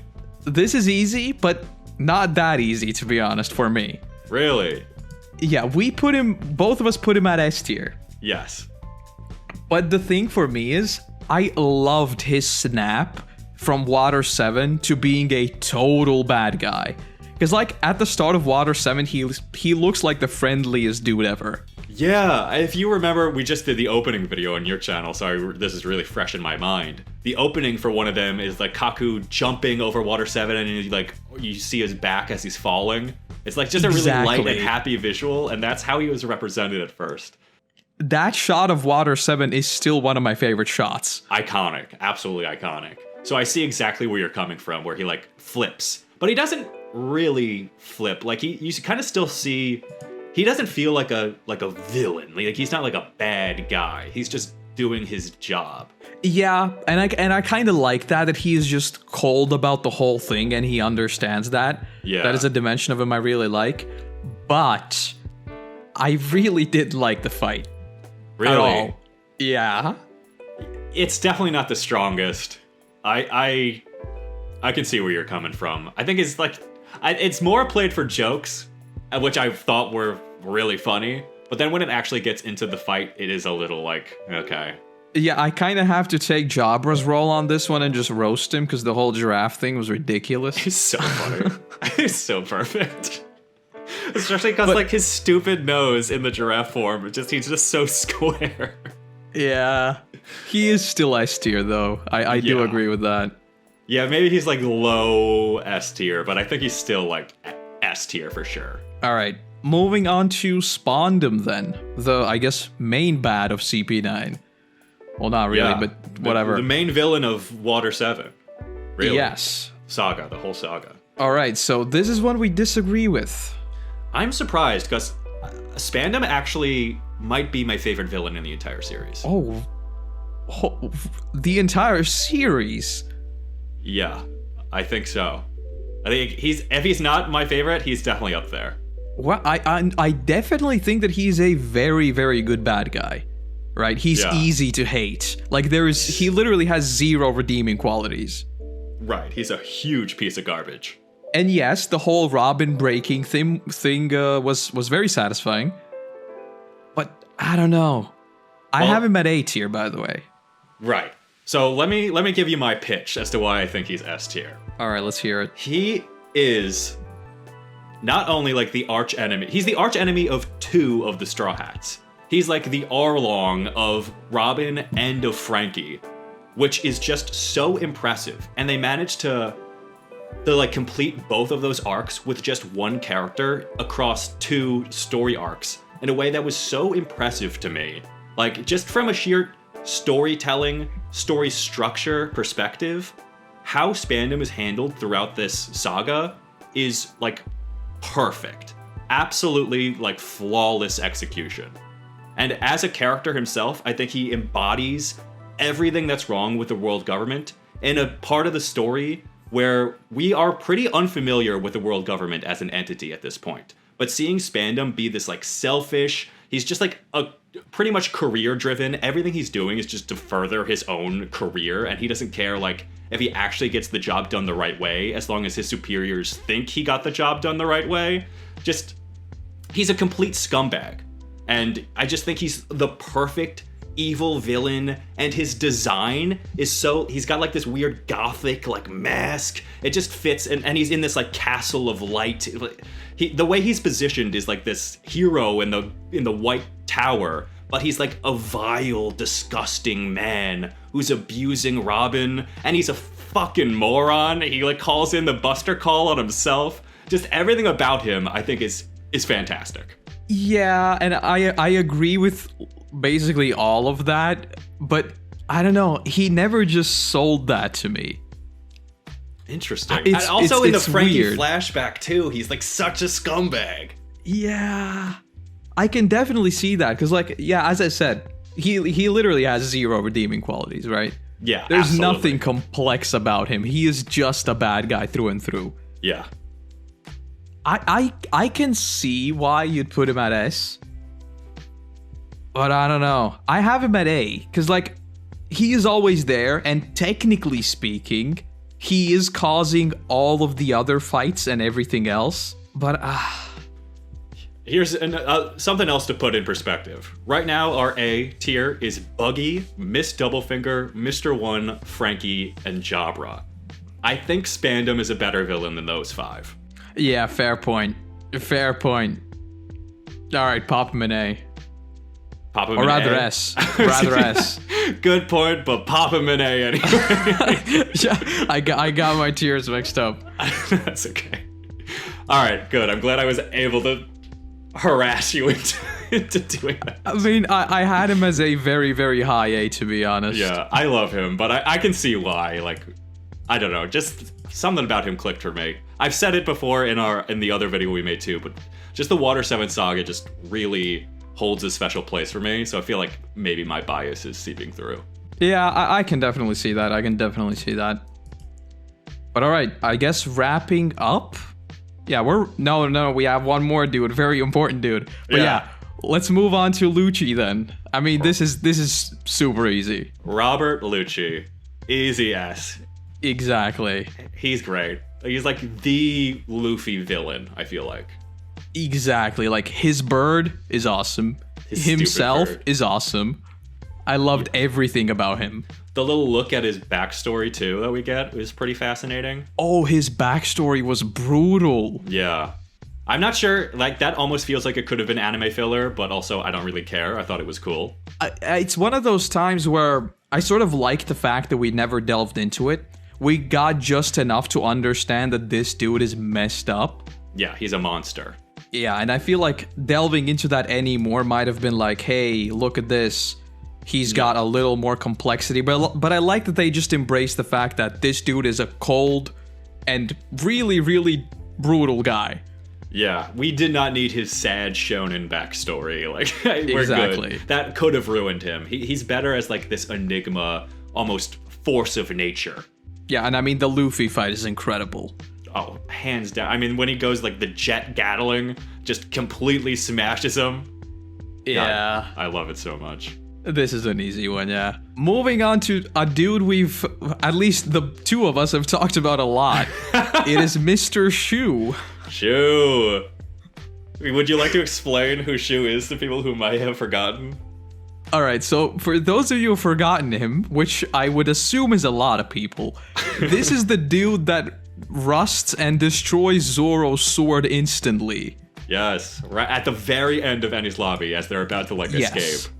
And he literally never appears again. Right? Yeah, I guess he does it, and I think like maybe he gets like punched in the face or something, or like kicked. Yeah, so the only argument I have him in B, both of us do. Yeah, he's a B tier, and we don't care what anybody says. The only question I have, I'd literally put him in S, because like his food power is so interesting. Yeah, I love his power too. It's not even destructive. It's like you can't even touch him. I wish he had more screen time. The only reason he's B is because he's literally in the show for maybe 45 seconds. Exactly. Like, I can't put him higher, right? But he has such an impact too. He destroys one of Zoro's swords. For the entire next saga, Zoro only has 2 swords. Zoro, the 3-sword guy, this guy completely screwed up his whole shtick. And I love just how casual it is. There's like no big battle or anything. He literally grabs the sword and it's gone. Yeah, he like not sneak attacks him, but he's like, aha! No one knew he had rust powers, so it was just so funny. Like, imagine him showing up now and just destroying all of Zoro's legendary swords. I would love that. He's like, it's the very last villain Zoro has to face. Exactly. Finally, gets his revenge. All right, I guess we've talked enough about Shu. Never can talk enough about Shu. Exactly. Moving on to the last big dude. Yes. This is Monkey D. Garp. This is another easy one. Yeah, and I don't know how much of this is just me being extremely biased and how much of it is actually true. Both of us put him in S. It's easy. Yeah, I mean, he's Luffy's grandpa. He's fantastic, and he's the one who gives us all the juicy post-Eni's lobby exposition. The fact that he literally has a finger up his nose and reveals who Luffy's father is. Yeah, and he tells us about the 4 emperors, and he tells us about the New World. Yeah, it's ridiculous. He sets up the entire back half of One Piece, just like casually. And the fact that he just laughs while trying to bomb the Sunny, it's like... I love him. I love him so much. And like in Marineford too, his whole story with Ace, I mean, that is tragic. Yeah, he's got that interesting relationship with Gold Roger too, and then everything having to do with Ace and Luffy and Dadan I forget how you pronounce it. He's just an all-around great character, and like the fact that Sengoku has to hold him down when Ace dies so he doesn't go completely berserk and just slaughter Alkenu is fantastic. He's an excellent character. Even though he's technically an antagonist, he's one of my most beloved characters whenever he's on screen. Yeah, I was about to say that, like in Marineford specifically, I think it's another case of like, is he an ally or is he an antagonist? Because like when Ace dies and he holds him down, it's like, oh boy, if he went ham, that would be very bad. Yeah, plus we keep hearing about all the crazy stuff he did when he was younger, so I think there's a lot more we're gonna learn about Garp as the story goes. Yeah, and like him going to apologize to Dadan, oh. That was so sad. I mean, he's a legend. I don't think there's much else to say. No. Alright, so shall we switch over to Thriller Bark? Indeed. Ooh. Alright, so first up, we have Hogback. So we disagreed on this one slightly. Yeah. I have him at D, you have him as E, but guess what? I'm putting him as E, because I agree with you. Cool, because my whole thing is I just feel like there's a lot of wasted potential with him. That's exactly my thought too. Honestly, I feel like it could have been really interesting if he was more like equivalent with Moria. Like if they were a partnership. Yeah, because that was like how the idea was portrayed to us, but then he was not really. He just completely fell off and kind of felt super superfluous as like the story actually got going. I don't know, I absolutely loved, this is one thing that I know is gonna affect my rankings. I absolutely loved the setting of Thriller Bark. Like Halloween is literally one of my favorite holidays, even though we don't even celebrate it here. Like no one does. What? That's a shame. Exactly, and I absolutely love it. But then this arc was just like, oh hey, look at this. You like this? Well, no, you're not gonna get it. Yeah, so, that is the problem with Thriller Bark. Great setup, weak middle part, great finale. Great finale, but not really anything to do with Thriller Bark, to be honest. No, could have been anywhere. All right, so we'll move on to the next clown in the circus, Absalom. Yeah, I hate this guy. Yeah, I mean, I have him E, you have him F, but guess what? I'm putting him F, so I'll just keep going with you. Like, his scene with Sanji alone, like the whole Sanji wanting the invisibility fruit to spy on women, oh god. Why would you put that? Where we're both at in the story right now, I think explains his real... Yeah.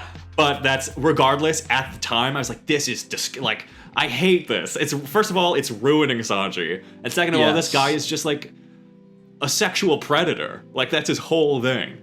But with Absalom, I will say, I thought his like Frankenstein-ish body was gonna be like important. And then again, it's just like, it's a cool idea, but then they do nothing with it. He's just trying to marry Nami the whole time and running from Pig Lola. It's like, okay, huge waste of potential as far as I'm concerned. Yeah, the character designs is... I sort of disagree with you there, because I always love when One Piece just goes all in on it. This is something that I absolutely loved that the series started doing. Because, like, in the very, very first couple of arcs, most characters, yeah, they were, like, bombastic in size and everything, but they sort of looked human. Yeah. But then as the story goes on, it just gets wackier and wackier, and I love it. No, don't misunderstand me. I love his design. I'm just saying I wish something came of it. Like, why is he a Frankenstein man? Like, you know, like maybe, I don't know. I just feel like it could have been interesting, and then it's kind of just glossed over. Yeah, that's true. That's true.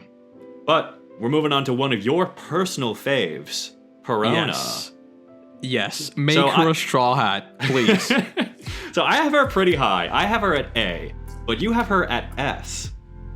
I love Perona so much. Please make your case. I could be convinced to put her in S. Very simple. Her dynamic with Zoro is literally spin-off worthy. Like, imagine those 2 years and it's just all about what they got up to. Like, literally, Zoro getting lost and her going to look for him or whatever. Finding him. Yeah. And, like, even after, again, she switched sides, right? Yeah. The whole scene of Zoro just showing up in, like, Mihawk's castle and her just bandaging him up, it's just like, she didn't really have to do that. It's just cool. Well, yeah, she tries to, like, make him her slave, though. Well, yeah, but it's not really that, is it? They sort of get on each other's nerves, and I just love that trope. No, they do have a fun dynamic. I can't disagree with you there. I don't know. I can't justify putting her in S tier with, like, all those heavy hitters, because she is great. But what you're describing seems more like a fun ally than like a great antagonist. But I have another point. Oh, okay. This is the first power that literally invalidates anything you do. We've never seen anything like, because like her power isn't really a power. It literally takes away your power. That's true. Yeah, we haven't really had anything like this. Yeah, her power is actually really fun, and her fight with Usopp is fantastic. Yes. With all the bugs and the fake hammer. Yeah, basically, I don't care what you say. In my list, she will always be an S tier character. Damn. I have to put her in A. I can't. But okay. We'll come around to it, and maybe we'll move her up to the highest A possible. Just know that you are wrong. All right, let's move on. Okay. Next up is the zombies. And once again, you went hard on this one. Yes. So, I have the zombies as a B. I think they're a great general force against the Straw Hats. But you have them at an S tier. Yes, there is so much I loved about them. So, first off, the scene of Luffy pushing in the zombie. That is literally one of the greatest scenes in the entire show. I fully agree with you there. And then there's the scene. This is like classic horror, right? They misunderstand a dude for a zombie and know it's just an old man. I love that so much. That was a good one. Yeah, the zombies have their very fun moments. I just think S tier is tough because they're just kind of useless. I love them. I love everything about them. The whole stuffing shadows into Luffy later. They're just always there, and they're always doing wacky things. And it's like these guys are supposed to be zombies and super scary, but they're not scary at all. And I just love that. All right, how about we compromise? We'll put him at A tier. All right. Put him alongside Perona. So next up is Oars. And we both agree on this one. Just a B. Yeah, the thing that I loved with Oars is that this is the first ever fight where literally all the Straw Hats team up. They're literally all fighting a single dude. Yeah, I also agree with you on that. I did appreciate that about the Oars fight. I guess where he kind of falls a little flat for me. I mean, B is still relatively high, but he's just, I don't know. I mean, he's supposed to be Luffy's like shadow, so at the same time, it's not even really a different person. It's just Luffy's personality in a different body. Yeah, the thing with Oars that I kind of misremember where actual, what's his name, the Shallot Head, Gecko Moria comes into play. Yeah, I call him Shallot Head, by the way. Yes. I don't remember exactly where they like meld or whatever, but yeah, the thing I didn't like with this fight is, first of all, the fact that Luffy just comes back and he's literally a god with the whole Shadow Luffy thing. That just seemed super random. Yeah, it kind of seemed like maybe there was some writing into a corner that went down. Yeah, and I do like the fact that there's Little Lors Jr. later that pops up. I did like that. That is fun, but I don't know. He's whatever. He's just a big guy to punch. Exactly. He's basically a punching bag for a while. Yeah. Speaking of punching bags, we have Gecko Moria, who, again, we both agreed, is just like a B. Yeah, probably my favorite thing about Moria is how he's actually defeated. Like, there's the whole thing that he literally could have just waited and everyone would have died because they had lost their shadows, but he still doesn't do that because he's just so, I don't know, arrogant. I love that sort of thing about him. Yeah. I don't know. Just nothing about him really hit for me. He's just kind of one note as far as I'm concerned. He's just I actually like really can't even think of anything to say about him. He's just kind of there. And I also remember the whole Luffy chasing him around the forest for a while, which was just like, what is going on? Literally half his like time in the arc is spent just like running away from Luffy or just kind of like fucking around with Luffy. It's like, okay, he's just not that interesting to me. I know he's got like some backstory with Kaido or something, but like we're talking about pre-Timeskip, so that really doesn't apply. It's just like even in Marineford, he's like completely useless. So useless, in fact, that he gets like murdered by Doflamingo, who's like, "You're a chump, dude. Like, what are we doing?" I kind of agree with what you said. Moria is kind of there. He's cool. He's a warlord, but yeah, he's like the most uninteresting warlord to me. Yeah. Next up, though, the very last villain of Thriller Bark, the man who kind of saved the entire saga, Kuma. Yes. I love this dude so much. This is another easy S. This is an easy S. Is it a stretch to say that this is probably like one of the strongest character introductions ever, basically? I don't think so. I think this is, you're 100% right. He shows up and immediately just destroys everything. And like, I love these characters that are not just like, hey, I'm gonna attack you now, right? Because this whole deal with Zoro and then him showing back up. And again, I have to account for the fact that he disappears and shows up literally in the next arc. Yeah, he comes back really quick compared to the usual One Piece pacing. Exactly. Because like when he showed up in Thriller Bark and Zoro literally almost dies, you're like, wait, what? Who is this guy? When are we going to see him next? He's obviously incredibly dangerous. Mm-hmm. And then the next arc, he shows up and literally wipes them out. Yeah, well, yeah. Yeah, even his, like what you were saying, his introduction where he just like pops Perona just out of existence as far as we know. Like, he's just so intimidating. The entire Zoro fight is incredible. And then everything we learn about him in like the post-war arc with his like relationship with the revolution. He's got a lot going on. He's a very interesting character.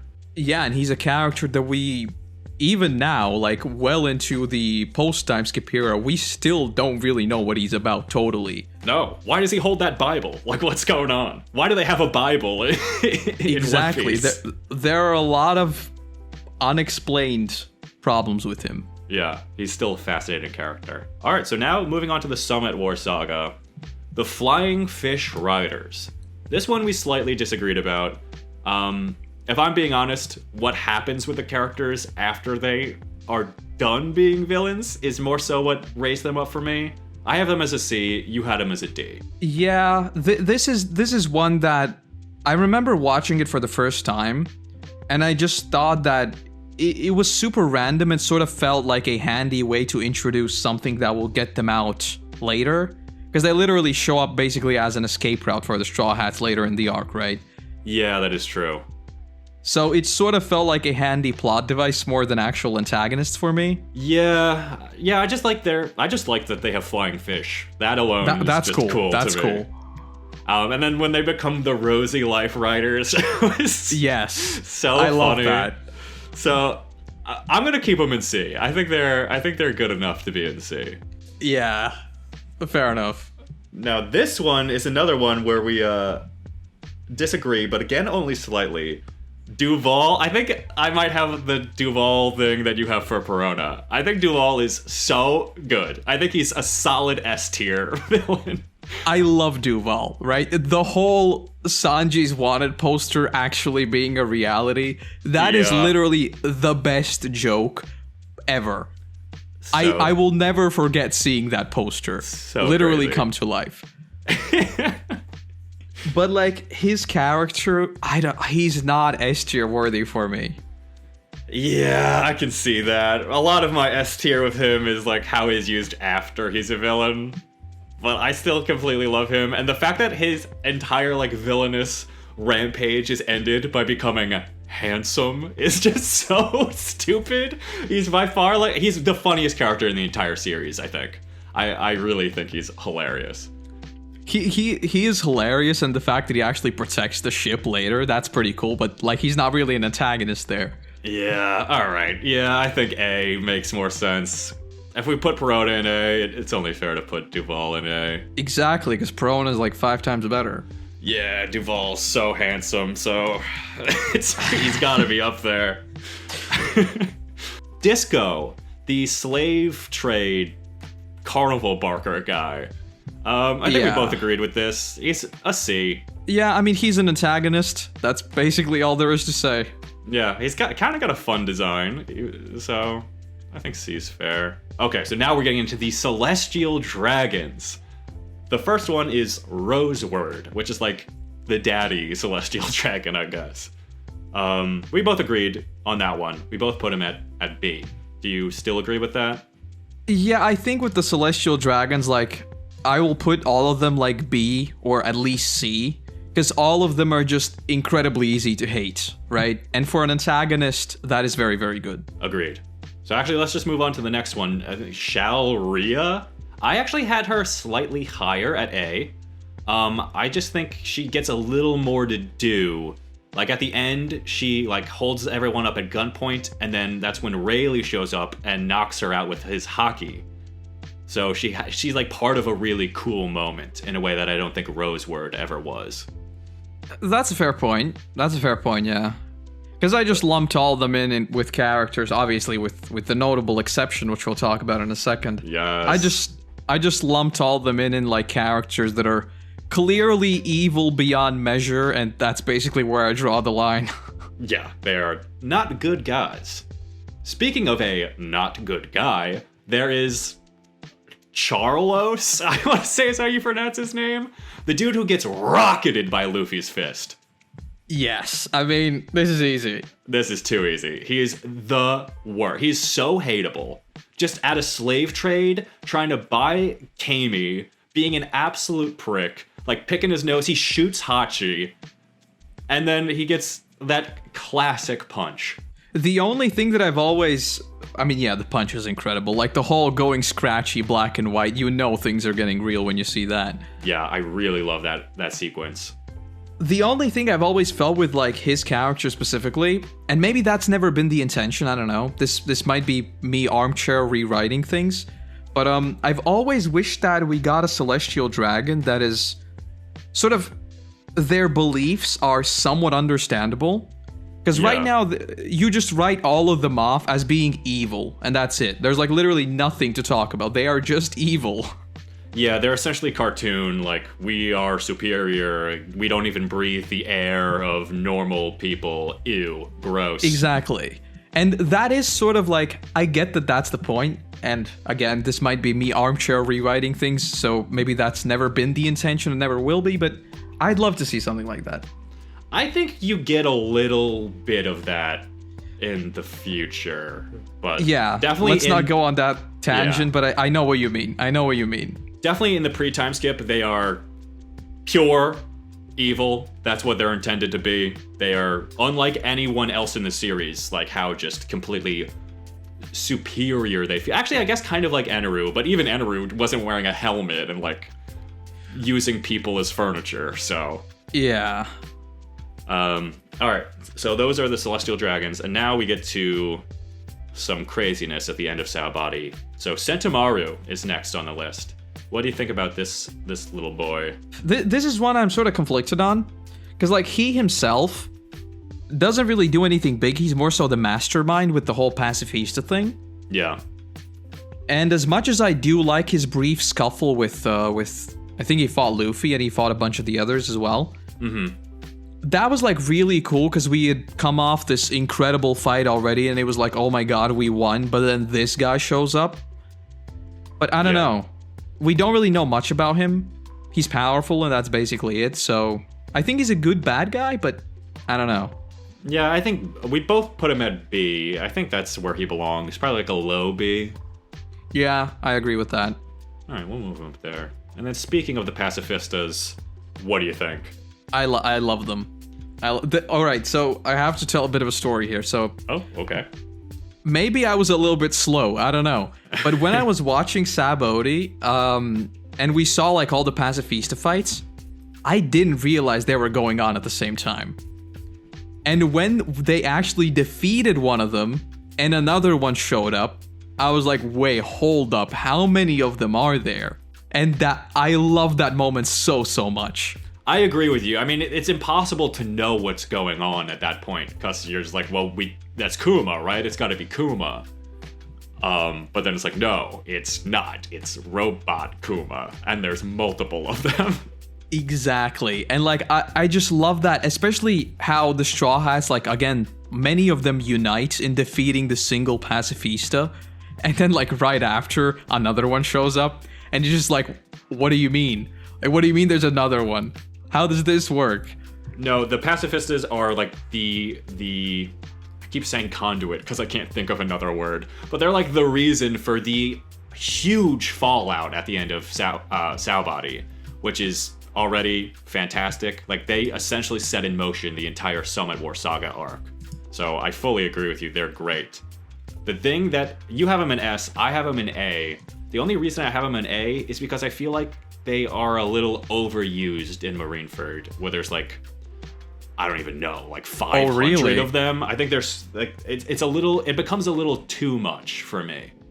Oh, because literally the first thing I said in the video when I saw multiple of them, that is literally what I asked for. I said, please give me like a scene where there's literally just the horizon and it's covered with pacifistas, because that's like the most terrifying thing you can imagine. Oh yeah, that is truly horrifying. I don't know. I'll put them in S. I'll put them in S because they are super important. I just feel like they kind of come into the story hard and are just a big part of the story, and then they just are gone and never gonna talk about them again. That's true. But that's sort of moving into post-Timeskip a little bit. That is true. Yeah, so I think, they definitely do their job. They are horrifying monsters that are like unstoppable. Honestly, I don't know how anyone got out of Marineford with an army of these guys there. Yes. So it's a little weird. But okay, we'll put him in S. I think that's fair. Oh, Kizaru. So this one, we did a little switcheroo. So I think Kizaru's S. You think he's A. Yeah. I know that's his vibe, but I just don't like that he's a bit of a slacker. Interesting. Yeah, I can see that. I think his powers are really cool, and he literally almost kills Zoro, like, his entrance into the show, and he's destroying all the worst generation guys. Yeah, I can see. I don't know. He's I'm definitely not sure. Sorry, go ahead. No. I was just gonna say that, like, I'm just still not sure what he's about, basically. Yeah, that's what I was thinking. Like, his personality seems the weakest out of all the admirals that we've met. He's definitely, he would be a low S for me. So, I you know what? I'll put him in A, because, yeah, there's really not much to actually say about him. We're gonna talk about Akainu in a second. Yeah, we're gonna talk about him. But if we want to get like super philosophical, right? I think that's one of the things that is super cool with the admirals, that we have like Akainu, who's obviously the whole magma thing. Yeah. But he's cold. He's literally a cold-blooded killer, basically. Absolute justice. But then we have Aokiji, who literally has the ice power, but he's actually like super. He's quite a tender personality, right? He cares for Robin and everything, all that. And then Kizaru is in the middle of that, and I just like, what is he? Yeah, he doesn't have like a defined. He's just kind of like a bum. He's just, yeah. I don't really know what his deal is. When he shows up, it's always interesting. Like, he's interesting to watch on screen. But when I think about him, I don't really have much to think about. Like, there's not a lot to chew on. Yeah. Then I guess we can take the next couple together, right? These are the Boa sisters. So yeah. Marigold and Sandersonia. We disagreed on both of these, but we both had the same rankings for each. Because I think both of them make sense together. Basically, why I put them at B is mostly because they deliver a lot of exposition with hockey and everything else in their fight. That's basically why. I have them at C because I think they're like interesting enough visually, but I don't think they're like memorable necessarily. Yeah, I can definitely see that. I don't know if I'd put him in the same ranking as like Ors or Hachi or Khalifa or of course Shu. I don't think they're Shu level. No one is Shu level. So that's why I think they're C, but we can put him in B if you want. Nah, knock him down to C. That makes sense. All right, so next up we have Hancock. So this is one we agreed on. I think this is easy. Just solid A. Rock solid Yeah. A. Yeah. She's a great character. I really like her a lot. Yeah, and the thing is she's a antagonist for such a short time, but she's a pretty solid antagonist even for those like couple of episodes. Yeah, she's a real jerk to everyone. She but literally Luffy. she kicked a cat, right? I mean, come on. Yeah, I forgot she did Who that. does that? Yeah, she's great. She's not S tier because like how could she be? But I think A is a great spot for her. Imagine kicking a cat. Anyway, I think she does it twice. Yeah, she does. She's literally evil. She's anyway, next up, we are moving into Impel Down now. So next up we have Domino. This is one we disagreed on. You put her at C. I just put her at D because like, I don't know. I just like her design, honestly. But I could see her being a D. I just like the overall aesthetic of Impel Down. Like they kind of look like Nazis almost, and she's like the one person who's actually in a uniform out of anyone we're gonna talk about. So, but I could see her at D. D makes sense. Yeah, because like she I don't know. She never really does anything. Nah. So yeah, she's just kind of there, listening to Magellan take his craps or whatever. oh boy, we're gonna talk about Magellan in a second. Don't worry. All right, next up we have the little dude Saldeth. Yeah. Saldiath. I don't know. I think it's Saldeth. I think. Yeah. So this is another one we disagree on. I put him a little bit higher. Yeah, I have him at D because he almost has the same problem that we've discussed before, is that he's introduced and it seems like he's going to be cool and then he doesn't do anything. Exactly. So that's why I have him at D. We can put him down to D. I just liked his design. He seemed like a cool character, but yeah, he never really does anything. His design is cool. He's like a little devil. I wish he did something. I want him to be higher on this list, but for me, it's just D is where he belongs. Yeah, fair enough. And then I guess in a similar vein, we have the Sphinx. Another one we disagreed on very slightly. These are all pretty low, which I'm surprised because I love Impel Down. Yeah, it is. I think there was just so many things going on that a lot of them just missed, and you kind of forget because there's a lot of good stuff going on. It's not really about the villains. Yeah. That arc. It's more about the reunions and the mission. So with the Sphinx, you put it a little bit lower than me. Yeah, I put it E. Like, he's just like a big dumb guy. Like, yeah, I don't know. I kind of liked him for that though, because it was just like a big beast. What's his gimmick again? What does he do? They just fight. Does he talk about like noodles or something though, or am I thinking of like some other creature? He was. I'm not sure it was. I think it was noodles. Yeah, I know that he talked about food, but I don't remember exactly what type of food. Just whatever bit he was doing never landed for me, and I don't think his design is good at all. Actually, I think it's like one of the worst designs in the whole series. Yeah, I just put him with the rest of the kind of minor cast of Impel Down. We can put him in D. We'll put him there. That makes sense. So then we have the next, and I guess, is this the last minor character, Sadie? We have, I think, technically we have two more. But yeah, yes, Sadie. Yeah. All right. So basically my thoughts on her is exactly what we just talked about. Yeah. Cool design, but does absolutely nothing. I mean, she does kind of have a fight, but that fight was just weird, honestly. Who does she fight? She fought, oh god. Does she fight Ivan? Yes. Eva. Yeah, I do remember that now. You call him Even? Eva. Yeah, I don't know. Yeah, she's just a big nothing, and she's like super horny all the time, and she's weird. So yeah. I don't know what her deal is. Yeah, not a fan. Yeah. Put her in D with the rest of the creeps. All right, so then we have all of the Minotaur dudes. Yeah, the little minnow creatures. I had these guys slightly higher just because their designs they look so weird. They're just, but they're like their small little beady eyes on these like legendary beasts. Just whenever I saw them on screen, they got me. Yeah, what really confused me about them is that this is literally the first time we ever heard anything about awakened fruits. And is it? Yes. What are they supposed to? Yeah. How? Crocodile casually says they are awakened zone types. And I still remember just looking at them like, what?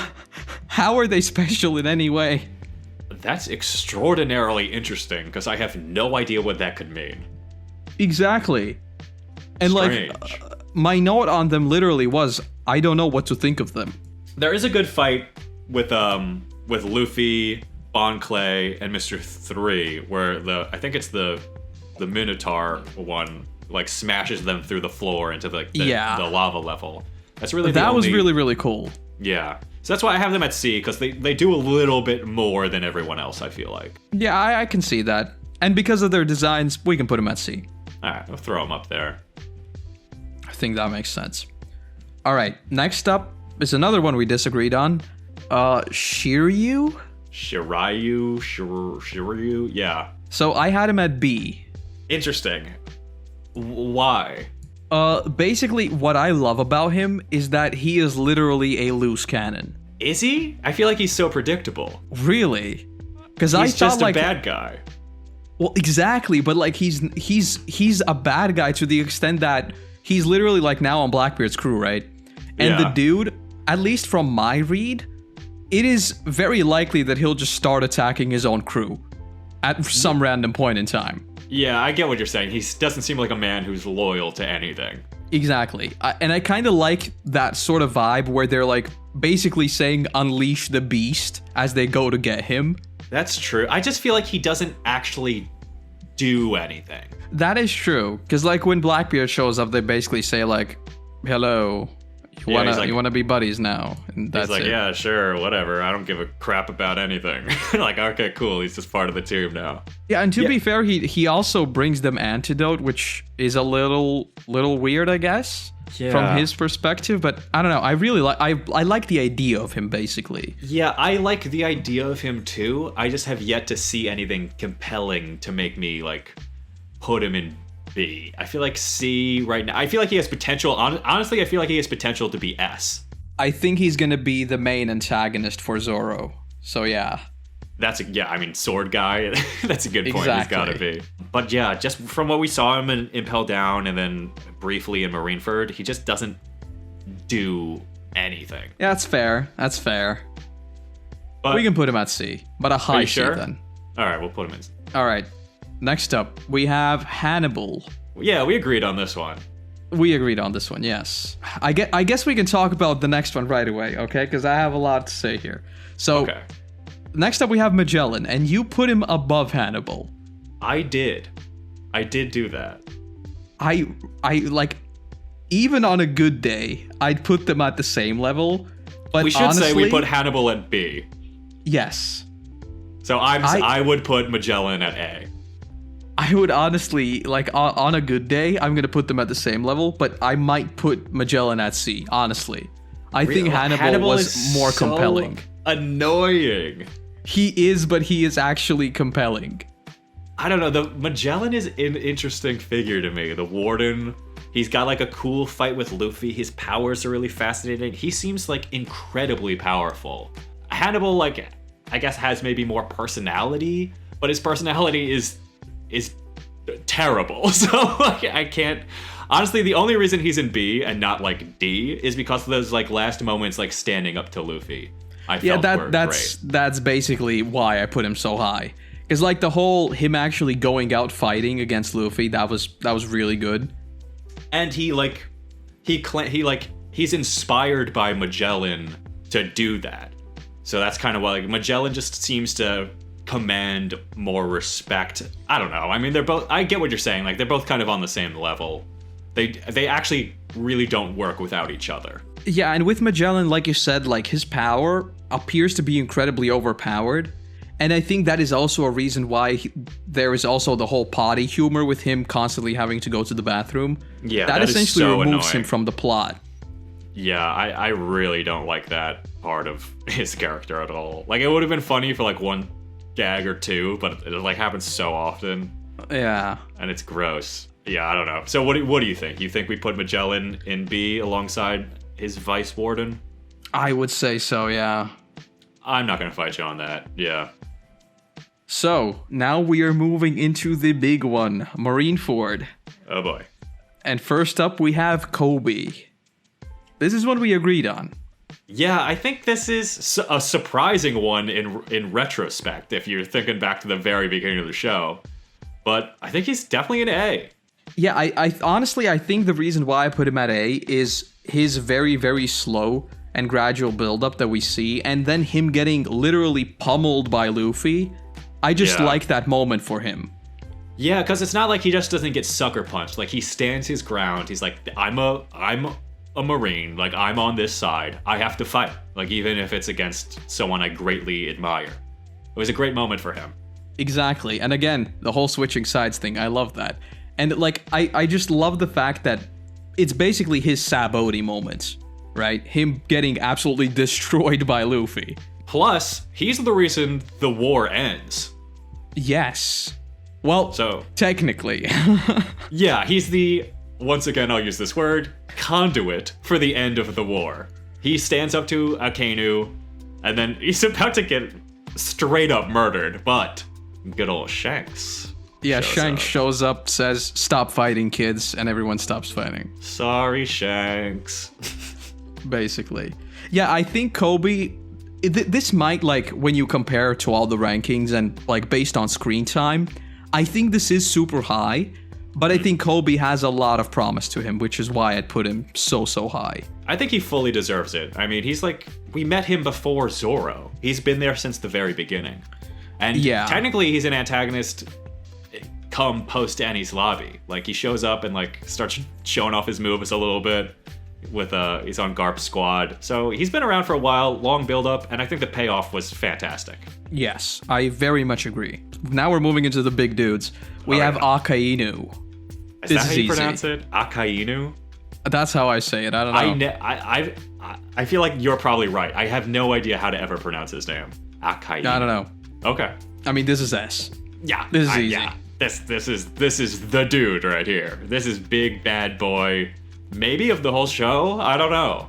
But he is a very personal enemy to Luffy now. That's for sure. Yeah, in a way that Luffy doesn't have personal enemies, really. Yes. So much needed. Like, there's some real... Whenever the fight comes with him, the rematch, whatever it's gonna be, it's gonna be brutal. Yeah, I guess there is a good debate to bring up, like, who is Luffy's biggest enemy now? Is it Blackbeard? Because technically Blackbeard is the reason why Ace ended up there. Or is it Akainu because he basically pulled the trigger, I guess. Yeah, he's also the one who leaves that scar, too. So he's left a physical mark on Luffy. Yes, very good point. And you know how I am about permanent scars in One Piece, where none of them stick around. Yeah, so he's easy S. He is easy S, yeah. And then the next guy, also. Sengoku, yes. So good. I love him so much. Exactly. I love the trope of the mastermind commander obviously being incredibly powerful, and like most people just don't know about it. I love that trope. And that is basically what we saw in Marineford. The dude just becomes a giant. Plus, he's got that pet goat. Yes. So you love the little side animal companions. Yes. I love Sengoku. Everything about his design's fantastic, with the seagull on his hat. It looks so dumb, but so cool. Everything about him, his relationship with Garp. He's also like kind of a cunning bastard in Marineford when he tries to organize the betrayal of the Whitebeard pirates with Squard. Yeah. So he's got a lot going on. He's very interesting. And also he's one that we've seen throughout. He's always there, yeah. Yeah. So it was good to finally like see him in action, and he definitely lived up to the hype. And also, like, post-war, I really liked how he straight up just calls out the world government for trying to cover it up. Mm-hmm. He literally just says, I don't care what they think. Like, there are pirates out there now. We need to let people know. Yeah, he kind of gets a little smokery, little rebellion in his heart, which is always good to see. I love that. Next up, we have Blackbeard's crew, which we lumped together without Blackbeard himself. Yeah, I think when we're saying Blackbeard's crew, we mean like the core original crew. Yes. Like not his extended gaggle of goons that we know literally nothing about. Yeah, and here we agree. We put them at C. Yeah, just they kind of got nothing going on. They're not terrible. They're just kind of there. Yeah, the thing with me is just that we saw them fight like very, very, very briefly with Ace, but there he literally just tells them to run and he fights him solo. And like they're just a mishmash of baddies right now. We don't really know much about them. They're clearly powerful, but like we don't know much aside from that. Yeah, the most we see of them is in Mocktown when they're just kind of goofing around like separately, and then at the end you realize, oh, they're the Blackbeard Pirates. So yeah, I mean there's definitely stuff. They're very much in the background, so it's hard to rank them higher than C. Yeah, and I think they're overshadowed a lot by our next person, Marshall D. Teach, or Blackbeard. I mean, this is easy. Yeah, definitely an F tier, right? Yes, obviously. Put him easy S.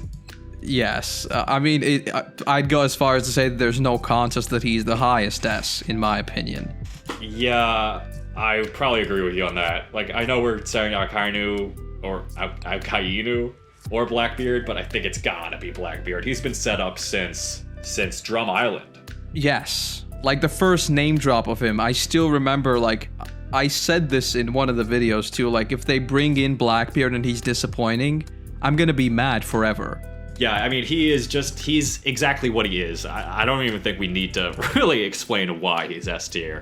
If you know who Blackbeard is, you know why he's an S tier. He is a beast. Exactly.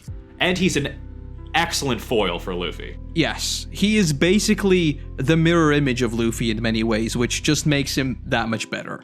So moving on, this is in the flashback area now. We have Porchemy, I guess? Yeah, that sounds right. So this is one we disagreed on. I honestly don't care either way. Me either. I had him at D just because it brutally beats up like 5-year-old Luffy. Yeah. So he's like a bad guy. So I put him in D. Yeah, he is the person who actually hits them, so I can definitely... I had him at E originally, but yeah, I can definitely move him up to D. He's just a bad dude. Yeah, just a really nasty man. And on a very similar note, we have Blue Jam himself. Blue Jam. We had a bit of a role reversal here. I put him higher than you. Oh, interesting. You have him in B?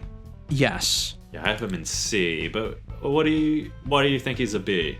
I think he's just a good and sort of a basic villain for the kids.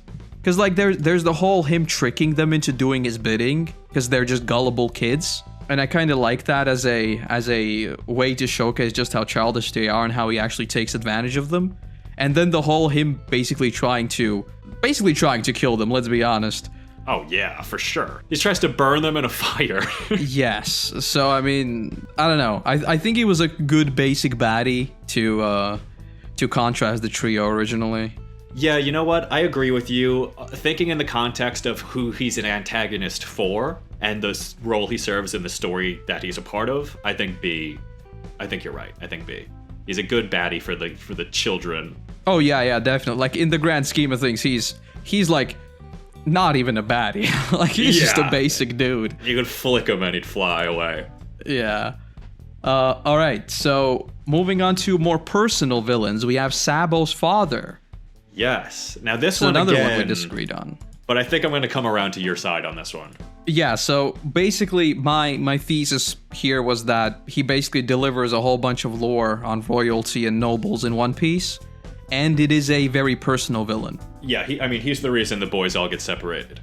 Exactly. And I think, again, like, thinking in terms of the story, like having your parent basically force you to do things that he is basically what's the word? Not really. Ideologically? Yes. Ideologically? Yes, that's the word I'm looking for. He's basically just against that on a fundamental level. He's everything that Luffy is not. Yes. And I love that. Yeah, I agree with you. I think he's a solid A. again, for the story that he serves, we're not talking about like raw power or anything. I think as an antagonist for the post-war arc, for the kids, he's an evil dad, and it's hard to top evil dads. Yeah, exactly. It's like one that everyone can relate to. This isn't some fantasy villain. This is literally your parents. Yeah. So I like that. I like that. All right. Then moving on to the rest of the Hightown nobles. Yeah, all these people are scum. Exactly. They just want to burn poor people because they have like a fancy pants royal guy coming to visit. So they literally want to burn and kill poor people. Yeah, I basically rank them the same as we did with all the other, with the Celestial Dragons, right? Yeah. It's just easy to hate them. They're just not good people. No, not at all. They think they're interesting in the way they view the world, but they are bad people, but they're not, they lack a unique personality to rank them any higher than a B. And then, speaking of Celestial Dragons, the very, very final one, Jalmak, I guess. This is the dude that shoots Sabo's ship. Yeah, we agreed on this one too. Yeah, he's a B. He's a B. He's a bad boy. I mean, I can see how you might want to push him higher, because he literally shoots Sabo's ship, but Sabo's obviously alive, everyone knows it. So, yeah, I don't know. Yeah, I think that's fair. I think he's just what he is. He's just the bad guy who does the bad thing. And exactly. He's just a bad mama jamma. But that's our list. That's everybody. Yeah, like 120 dudes. 121. All right. So let's reorganize these. Yeah, we need to go through these at a reasonable pace now. This is our list. We went through and reorganized every tier. This is the definitive One Piece antagonist rankings for the first half of the series, pre-Timeskip. Soak it in and enjoy. Thank you so much for joining me on this marathon, Kuroto. My pleasure. Let's do this again with even more baddies. Yeah, we'll do another 6-hour video. Everyone, make sure, if you're still listening to this and you're still completely insane, make sure to check out the video we made on his channel. Thank you so much for watching, and until the next time, I'll shut up.